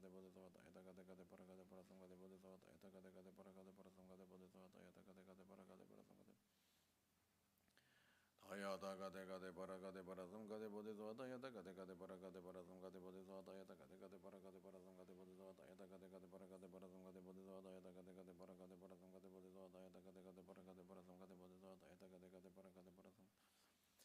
Tayata gate gate para samgate bodhisoha. Tayata gate gate para samgate bodhisoha. Tayata gate para Tayata gate gate para samgate bodhisoha. Tayata gate gate para samgate bodhisoha. Tayata gate gate para samgate bodhisoha. Tayata gate gate para samgate bodhisoha. Tayata gate gate para samgate bodhisoha. Tayata gate gate para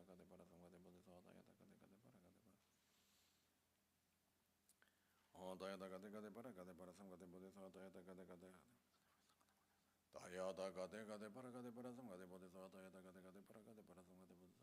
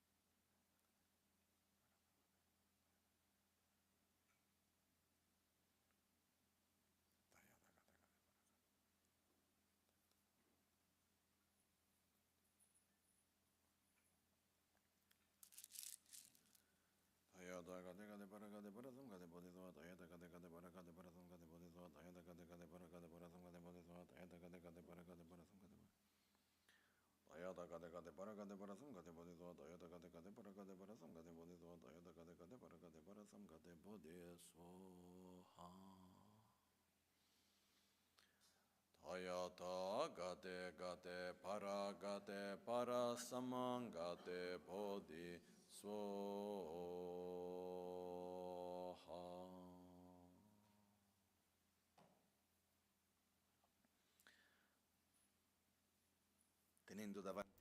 Keeping in front of us the object of interference, inner, outer, and secret. We take refuge in Buddha, Dharma, and Sangha. We prostrate to the Great Mother, the Paramita of wisdom, the mother of all Buddhas. And through the merits here generated and the power of these words of truth, may they be realized. Just as in the past, the great Deva Brahma reflected on the meaning, on the great meaning of the Great Mother, the perfection of wisdom, and recited these words. Through this, all interferences, inner, outer, and secret, were pacified and eliminated, completely dissolved. And in the same way, I today, reflecting on the meaning, on the mother of all Buddhas, the perfection of wisdom, the fact that every reality that appears to me appears as if it were of intrinsic existence, but actually being being interdependent, depending on causes, conditions, parts, and the whole, and the imputation of the name, is empty of such inherent existence. And so is the object of interference that appears to me as being of intrinsic existence, but actually isn't.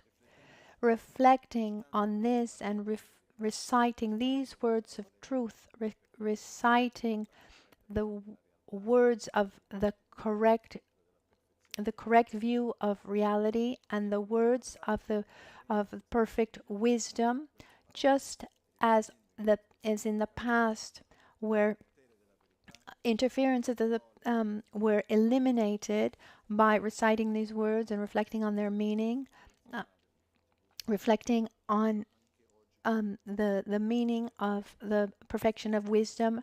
May I too today, all of my inner, outer, and secret interferences, may they be pacified and eliminated. Tselo sange la cha tselo chula cha tselo gendun la cha tselo yumma chemo shiragi paru tu jimba se shiragi paru tu jimba se choju sange gi korwadan cheba namla cha tselo kenam la cha tsewa la tene dagi dembe tsik di drupra kyur chi chidrang le wambo gyajengi Yuma chemo shiragi paru tu jimbe tuen samo yila samshe tse kandun tu cheba la tenne dudi chen la sombe mi tunbe cho tamche chira dopa tishin tu dagi kyang Yuma chemo shiragi paru tu jimbe tuen samo yila samshe tse kandun tu cheba la tenne dudi chen la sombe mi tunbe chore tamche chira Do para gyurche, shivara gyurche, rabdu shivara gyurche, geri tonra gyurche, shivada mi dunumbe kendan travada, tumba drujin punsun tsugyu pe trashi dekyan tendire tele shon.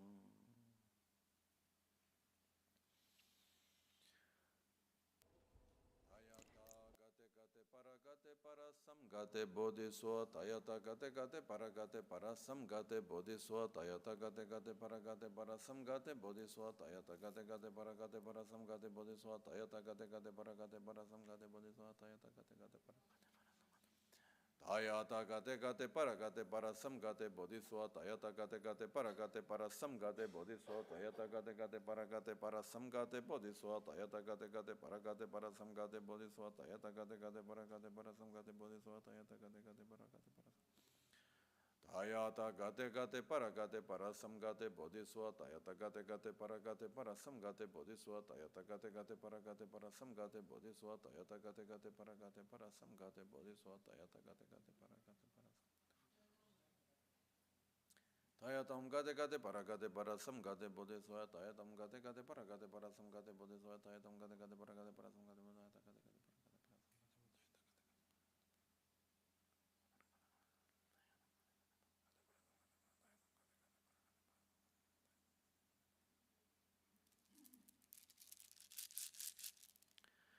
Hayata gate para sam gate bodhiswa.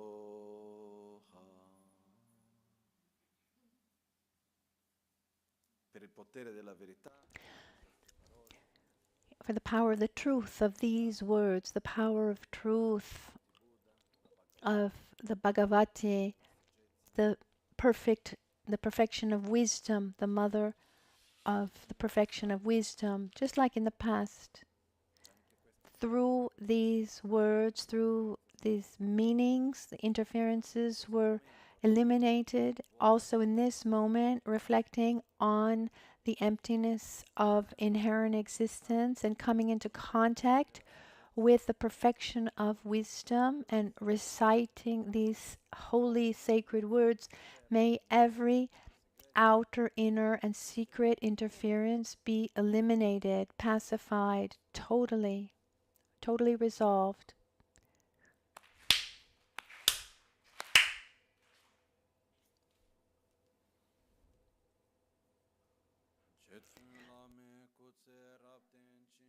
Namkar chinle chochur ge padang losan tempe dreme sasomgi drove munsel tatu ne gyur chi nimodele tsendele nime kuyan delek shin yinsen taktu delek pe kuncho sumki chingilo kuncho sumki ngodrubutsol kuncho sumki tashi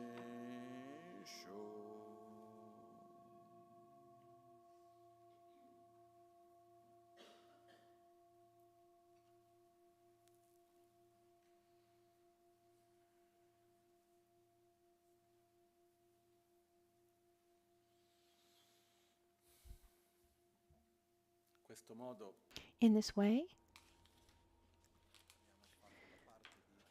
we used the Heart Sutra on a more, let's say, practical level. And there's a part of the sutra that that we saw that I didn't explain to yesterday, and that I want to look at now, is on page 9 that talks about the mantra. It says,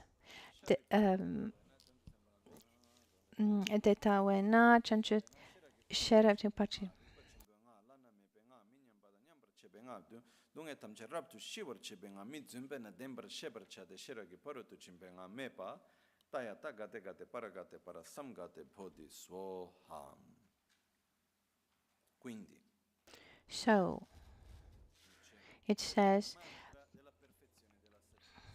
it's the mantra of the far-reaching discriminating awareness of wisdom. What does the mantra mean? The literal translation of mantra is a protection of the mind. Mantra is translated as mind protection, and there are different interpretations here. Generally speaking, if our mind is busy with the mantra, we do fewer stupid things, so we're protected from our inner dialogues and silly things. This is one meaning when we say that it protects our mind. Also because mantras are connected to virtuous meanings, compassion, wisdom, stability. Generally, it's a formula that is recited, it has been recited for centuries and centuries, connected to a special meaning. There are mantras that represent compassion or the embodiment of wisdom, stability, or generosity, etc., etc. So when I recite that mantra, I protect my mind on one side from other non-virtuous thoughts that I'm used to. And at the same time, I'm connecting myself, I'm connecting to that quality, that characteristic of that quality. On in this context, in different commentaries, when we talk about when it's said mantra, actually there's the actual mantra and the representative mantra. Let's say it like that. What is the actual mantra? What is it's wisdom. It's the realization of the lack of inherent existence. It's the paramita of wisdom. It's the perfection of wisdom. The greatest protection of our mind is not what I'm going to recite, but it's the inner state that is generated. This is the essence, the real protection of the mind. What I recite is to help me connect to that and to generate that. And here it talks about the characteristics of this mind protection. So the great mind protecting mantra, where it says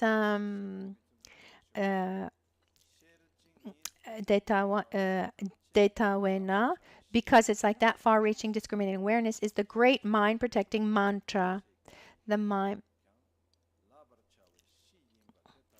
Sherab ki parutu chimpanga ripa chimpuinga lana mepanga mininapa. Let's remember when we talk about the perfection of wisdom, we're talking about a mental state in its development, and also once developed. So paramita, which means the one that goes, it's parchin, par in Tibetan. Par means to go beyond or parchin, or having gone beyond. So there are two moments. There's the going and having arrived, having gone. So parchin, the one that goes, or the one that has gone beyond. Beyond what? Beyond our ignorance, beyond suffering.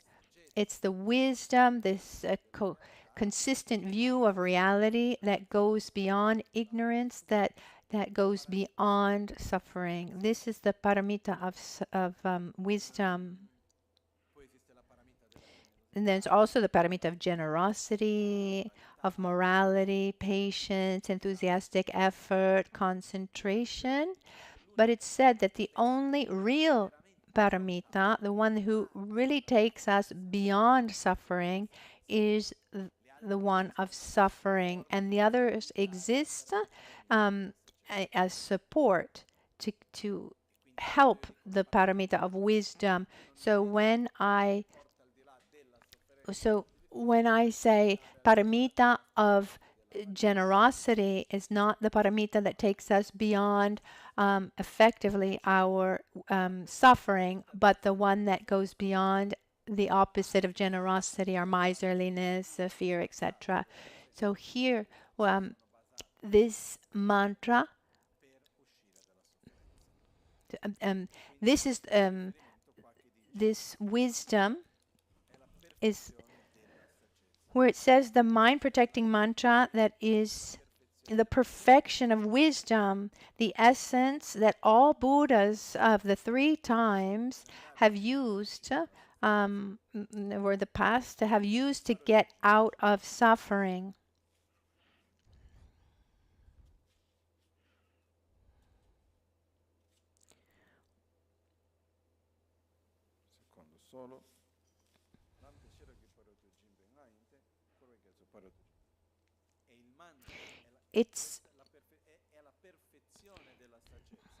So the mind protecting mantra is the great knowledge.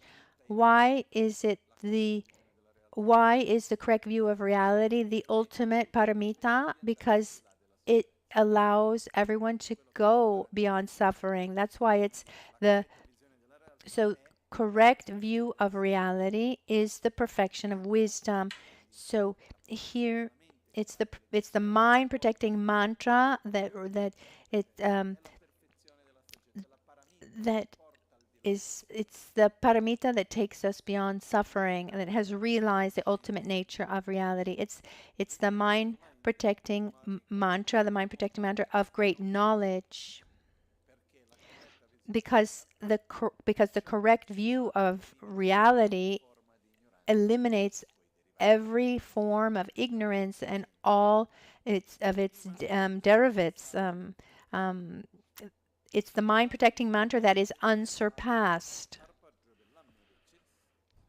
It's unsurpassed because there is nothing else. There's nothing other than the correct view of reality, the perfection of wisdom to to to reach the state of nirvana. There is nothing lacking. There's nothing beyond this. It's the mind protecting mantra equal to the unequaled. Minyam padang nyampayinang.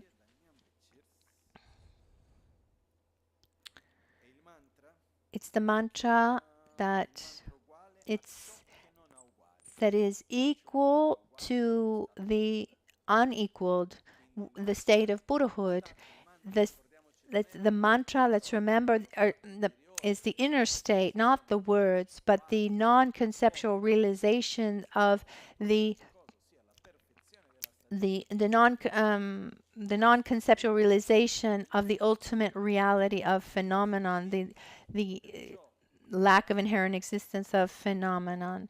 So this is Buddhahood.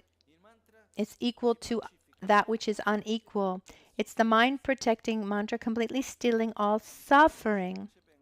Minanda pa nyampayingang dunal tamche raptu shiwara chepayinang.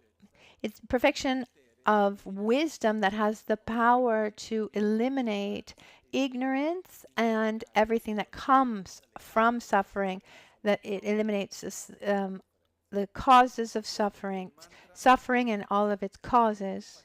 It pacifies completely all sufferings. It's to be known as the truth. Because of its not being deceitful, false, it's to be known as true.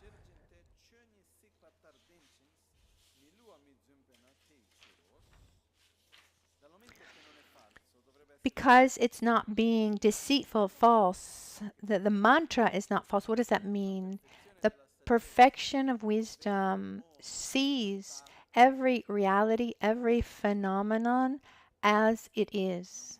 It doesn't see in a way that's taken by ignorance, or it doesn't see phenomena in an illusory way.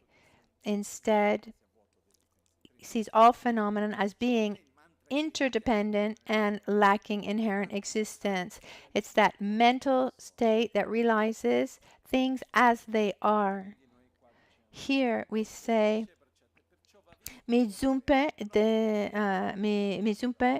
dendam parshen pajate. It should be seen as the truth and not false, illusory.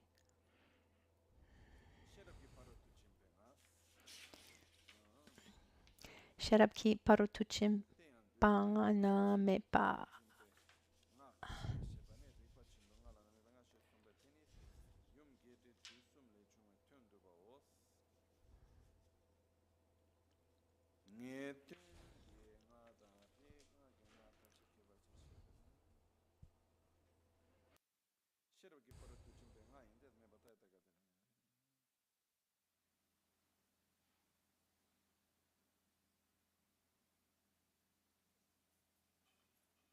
Okay. And so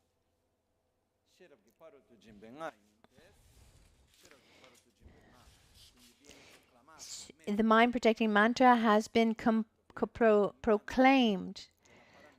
The mantra of the paramita of wisdom, Tayata Gate Gate Paragate Parasam Gate Bodhi Soha, or Tayata Om Gate Gate Paragate Parasam Gate Bodhi Soha, makes reference not to the mantra to recite. That's the mantra to recite is the connection, it's the bridge, connects us to the paramita of wisdom. And it's important to remember this, that when we recite the mantra, the recitation in itself has its power, has these characteristics, but we need to be aware that we're using it as a bridge to connect to that state of perception where reality appears to us as being solid, but it's not like that. Remember that it doesn't mean that reality doesn't exist. It's there, but it's not as it appears. When Buddha reached enlightenment, the first words that Buddha in the first words that are referenced to Buddha, and you can find this in the Lalita Vistara, it's said that he said the following. Shapshi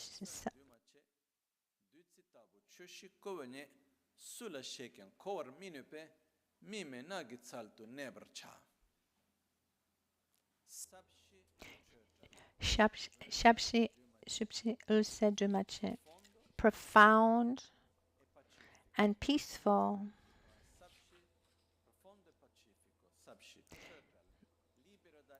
Free from elaborations, non-composed, of clear light and non-composed.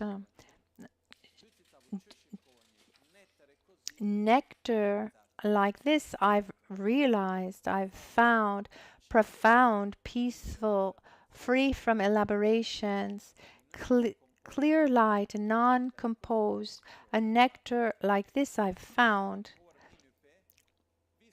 Given that no matter whom I explain it to, they won't be able to understand it, I will stay here in the forest where there's no one. And he stayed there for another 7 weeks until he was requested to teach in Sarnath near Varanasi. Then he gave his first teachings. But profound, what is profound that he realized? The paramita of wisdom, profound because the ultimate nature that is found in everything is the fact that it's interdependent and lacks inherent existence. It's peaceful because there's no space for ignorance. There's no space for suffering, or it's pacified of every suffering. It's free from elaborations because there isn't a big emptiness, small emptiness, yellow emptiness, blue emptiness, left, right emptiness. Every phenomenon is empty of inherent existence in the exact same way. So emptiness is something that is non-elaborated, non-composed. A phenomenon non-composed because it's not like there's the right side of emptiness, the what comes before, what comes after. No, it's the lack of inherent existence of every phenomenon is the same. And it's clear light. Clear light makes reference to the ultimate nature of the mind. It is also the nature of our mind. Our mind itself lacks some inherent existence. A nectar like this I've found. What is a nectar? Nectar is that which can heal. It's the paramita of wisdom can heal selfishness and ignorance it's the antidote against all sufferings, all conflicts. It's called also the nectar of immortality. The nectar of immortality, if we see, for example, where would be an image here? I don't know if you can see well, but behind me, in the center above, to the right, there's Buddha Maitreya. And on the head there's a stupa, and in his hand he has a vase. The vase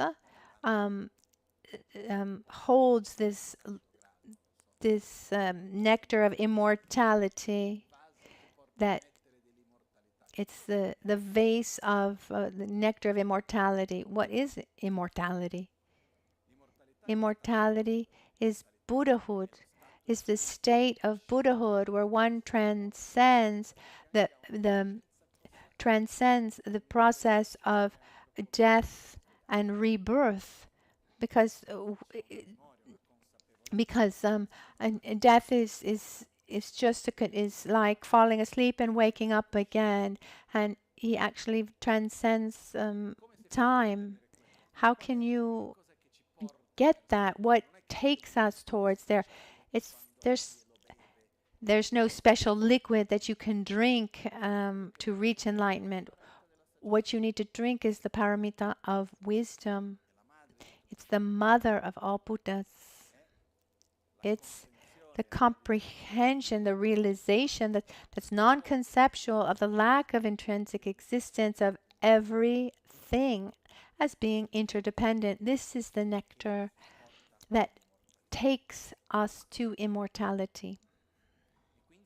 And this is the mantra. The real protection of the mind is this nectar, the mind protection.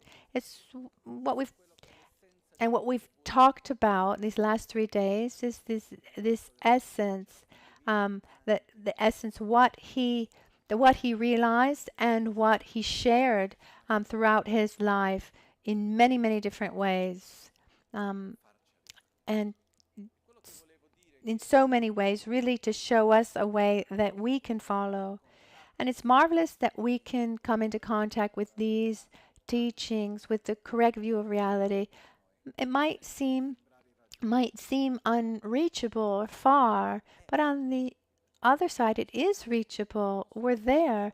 Not only can we do it, we are doing it little by little.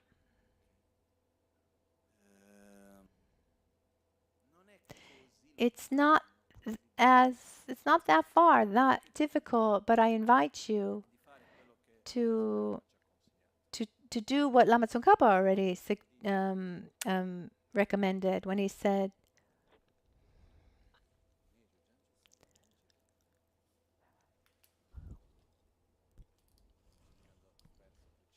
on the precise verse,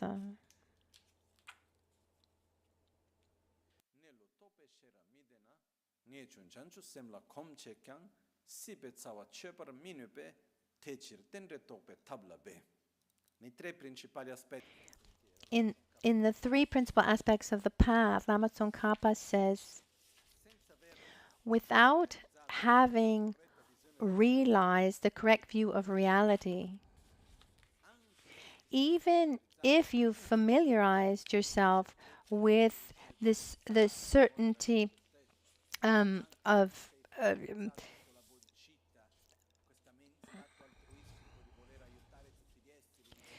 with renunciation and bodhicitta, if you haven't realized the correct view of reality, you cannot get out of samsara, because the root of suffering is the ignorance of grasping at inherent existence. So you need to develop the antidote. So Lama Tsongkhapa says,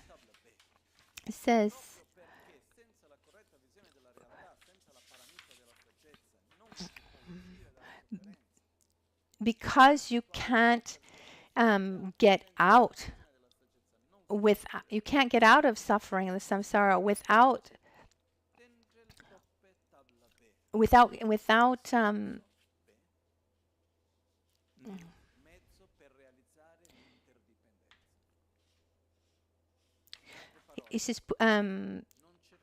don't try to put emphasis in emptiness, but in interdependence. That's a consequence. But we need to put emphasis in seeing the interdependence in everything, in reflecting on interdependence, observing how everything depends on causes and conditions, that we live in a complex reality with infinite number of parts that make up, that come up into units. Observe how things exist as objects of perception and in relation to us as perceivers.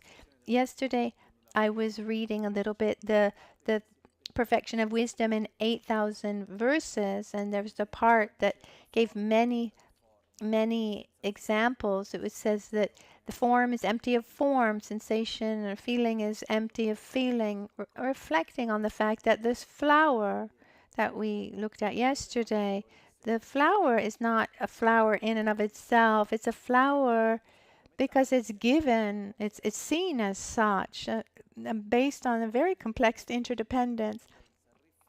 Reflect on interdependence, on how things exist, and give yourself time and space to do this.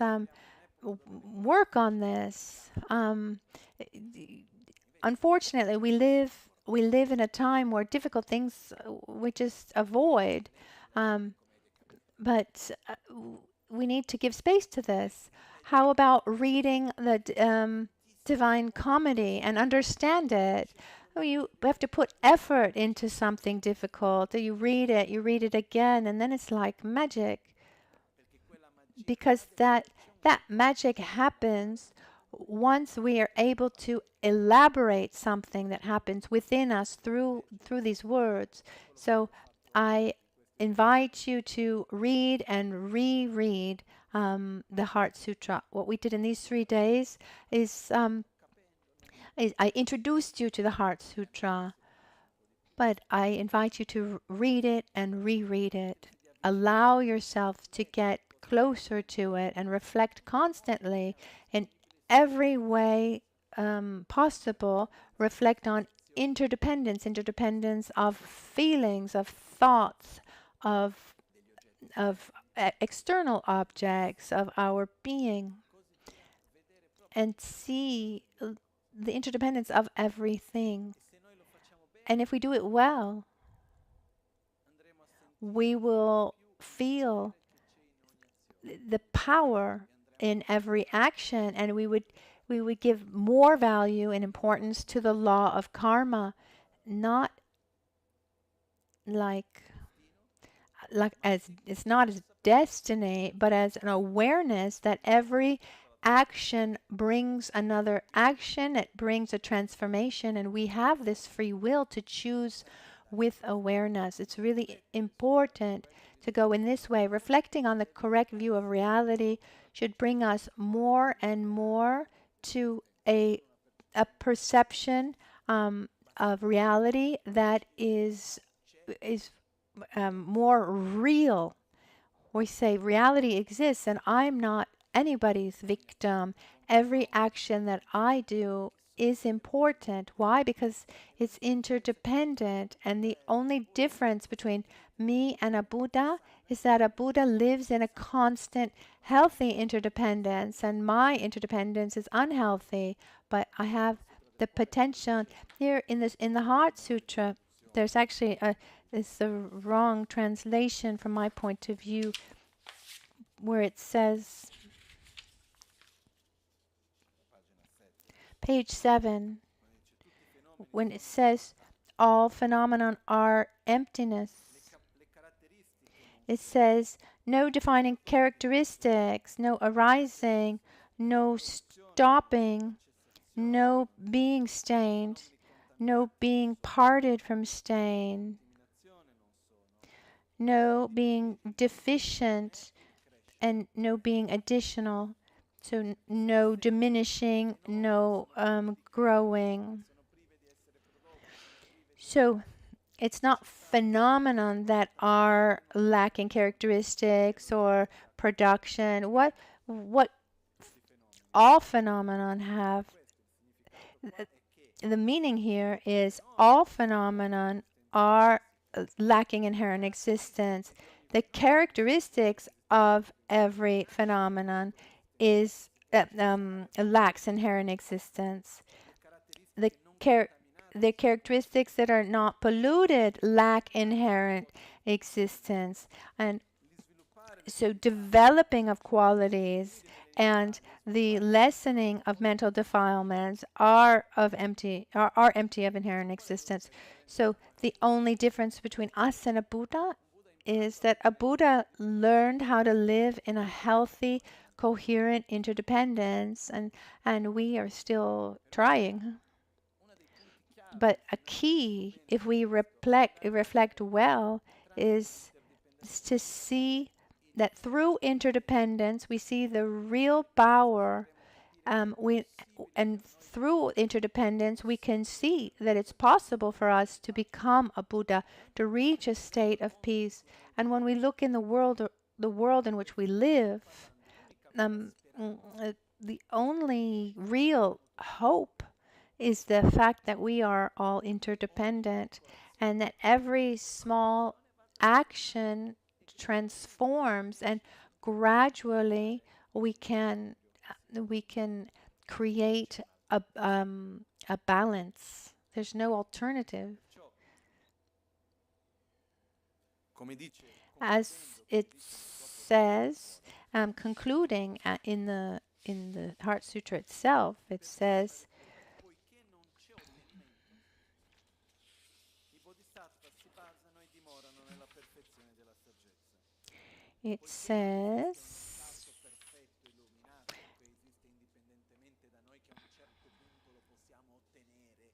in fact, it's by relying on a far-reaching discriminating awareness that all Buddhas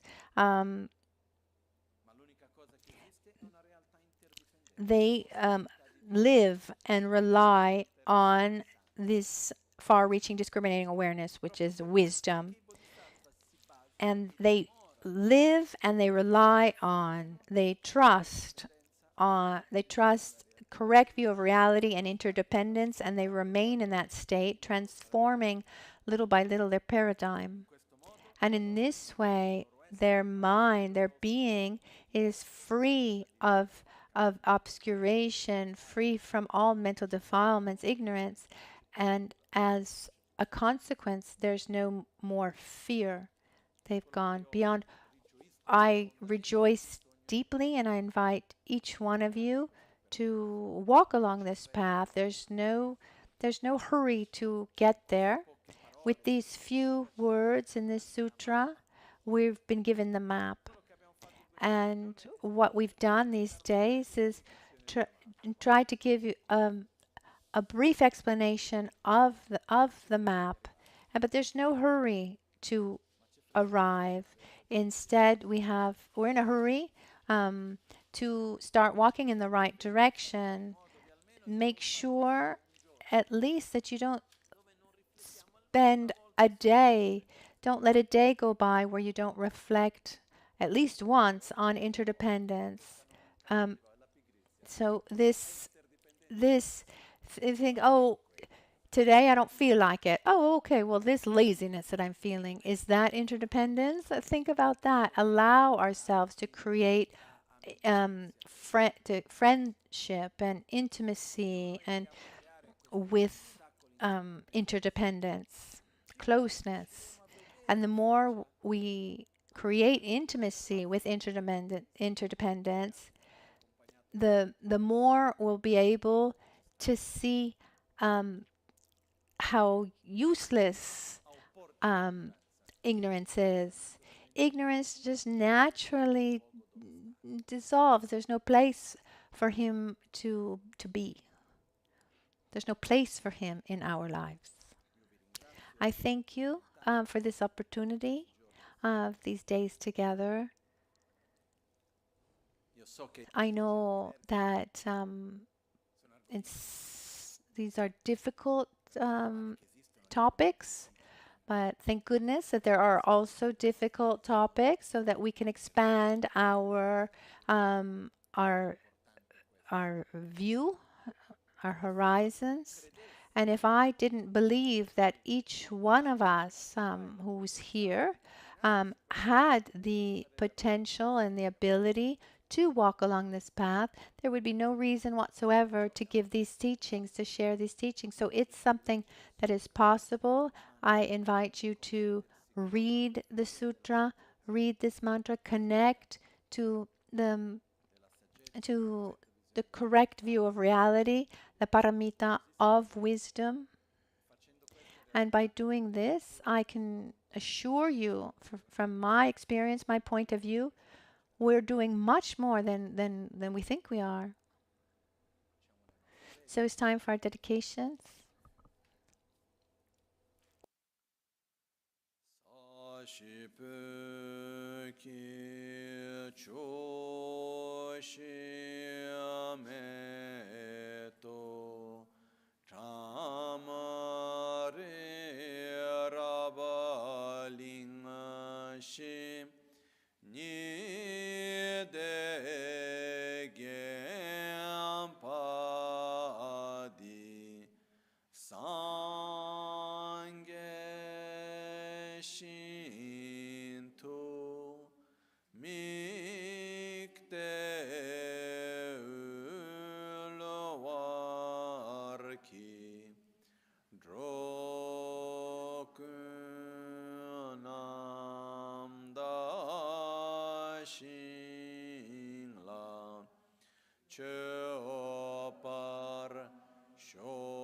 Jetsun lame kutse rapten chi namkar trinle chochur gepadang losan tempe drume sas drove munsela tatu ne gyur chi yidam guru ratna mendrala kam niryata yami yanda tawa rimboche ma ke panan ke gyur chi ke panyam Kongne konto pewar sho chancho simcho rimpoche ma ke panam ke gyurchi ke pa nyambra me pa yang kongne konto pelwar sho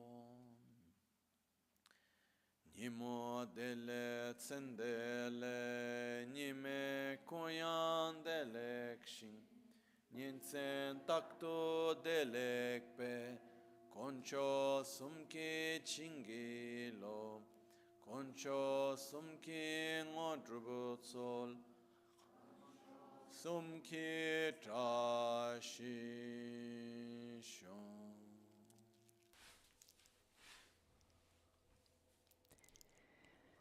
At dawn or at dusk, at night or midday, may the three jewels grant us their blessings.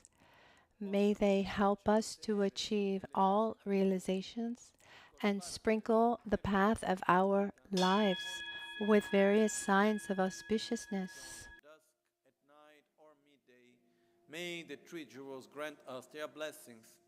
May they help us to achieve all realizations and sprinkle the path of our lives with various signs of auspiciousness. De sol a sol, à noite ou ao meio-dia, possam as três joias conceder-nos suas bênçãos. Possam as três joias ajudar-nos a alcançar todas as realizações. Possam as três joias espalhar muitos sinais auspiciosos no caminho de nossas vidas. Al amanecer o al anochecer, por la noche o durante el día, puedan las tres joyas concedernos sus bendiciones, puedan ayudarnos a obtener todas las realizaciones y colmen el sendero de nuestras vidas con muchos signos de buenos auspicios. French. Puisse les trois joyaux nous dispenser toutes les réalisations. Trois joyaux remplissent notre vie de signes et de bon augure.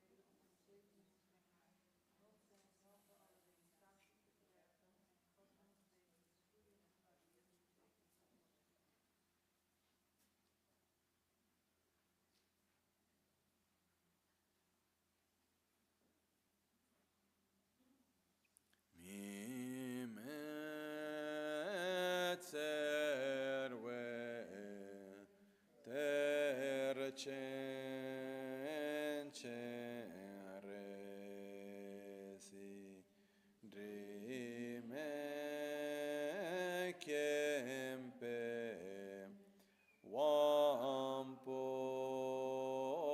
champe liang du pong ma lu jom tse sang we da kan chen ke pe so gen song ka pa lo san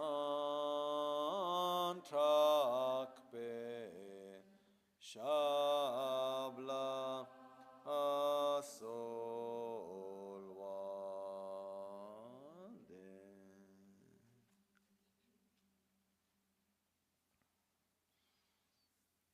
Omaun tembala me sangye Rinpoche, gyobala me tamcho Rinpoche, drimbala me gendo Rinpoche, kyamne kuncho sumla chobabu locho sambo po gyo treshipa tuche tembe tinle pegye drulo zambe zebra che panden lame shela choba.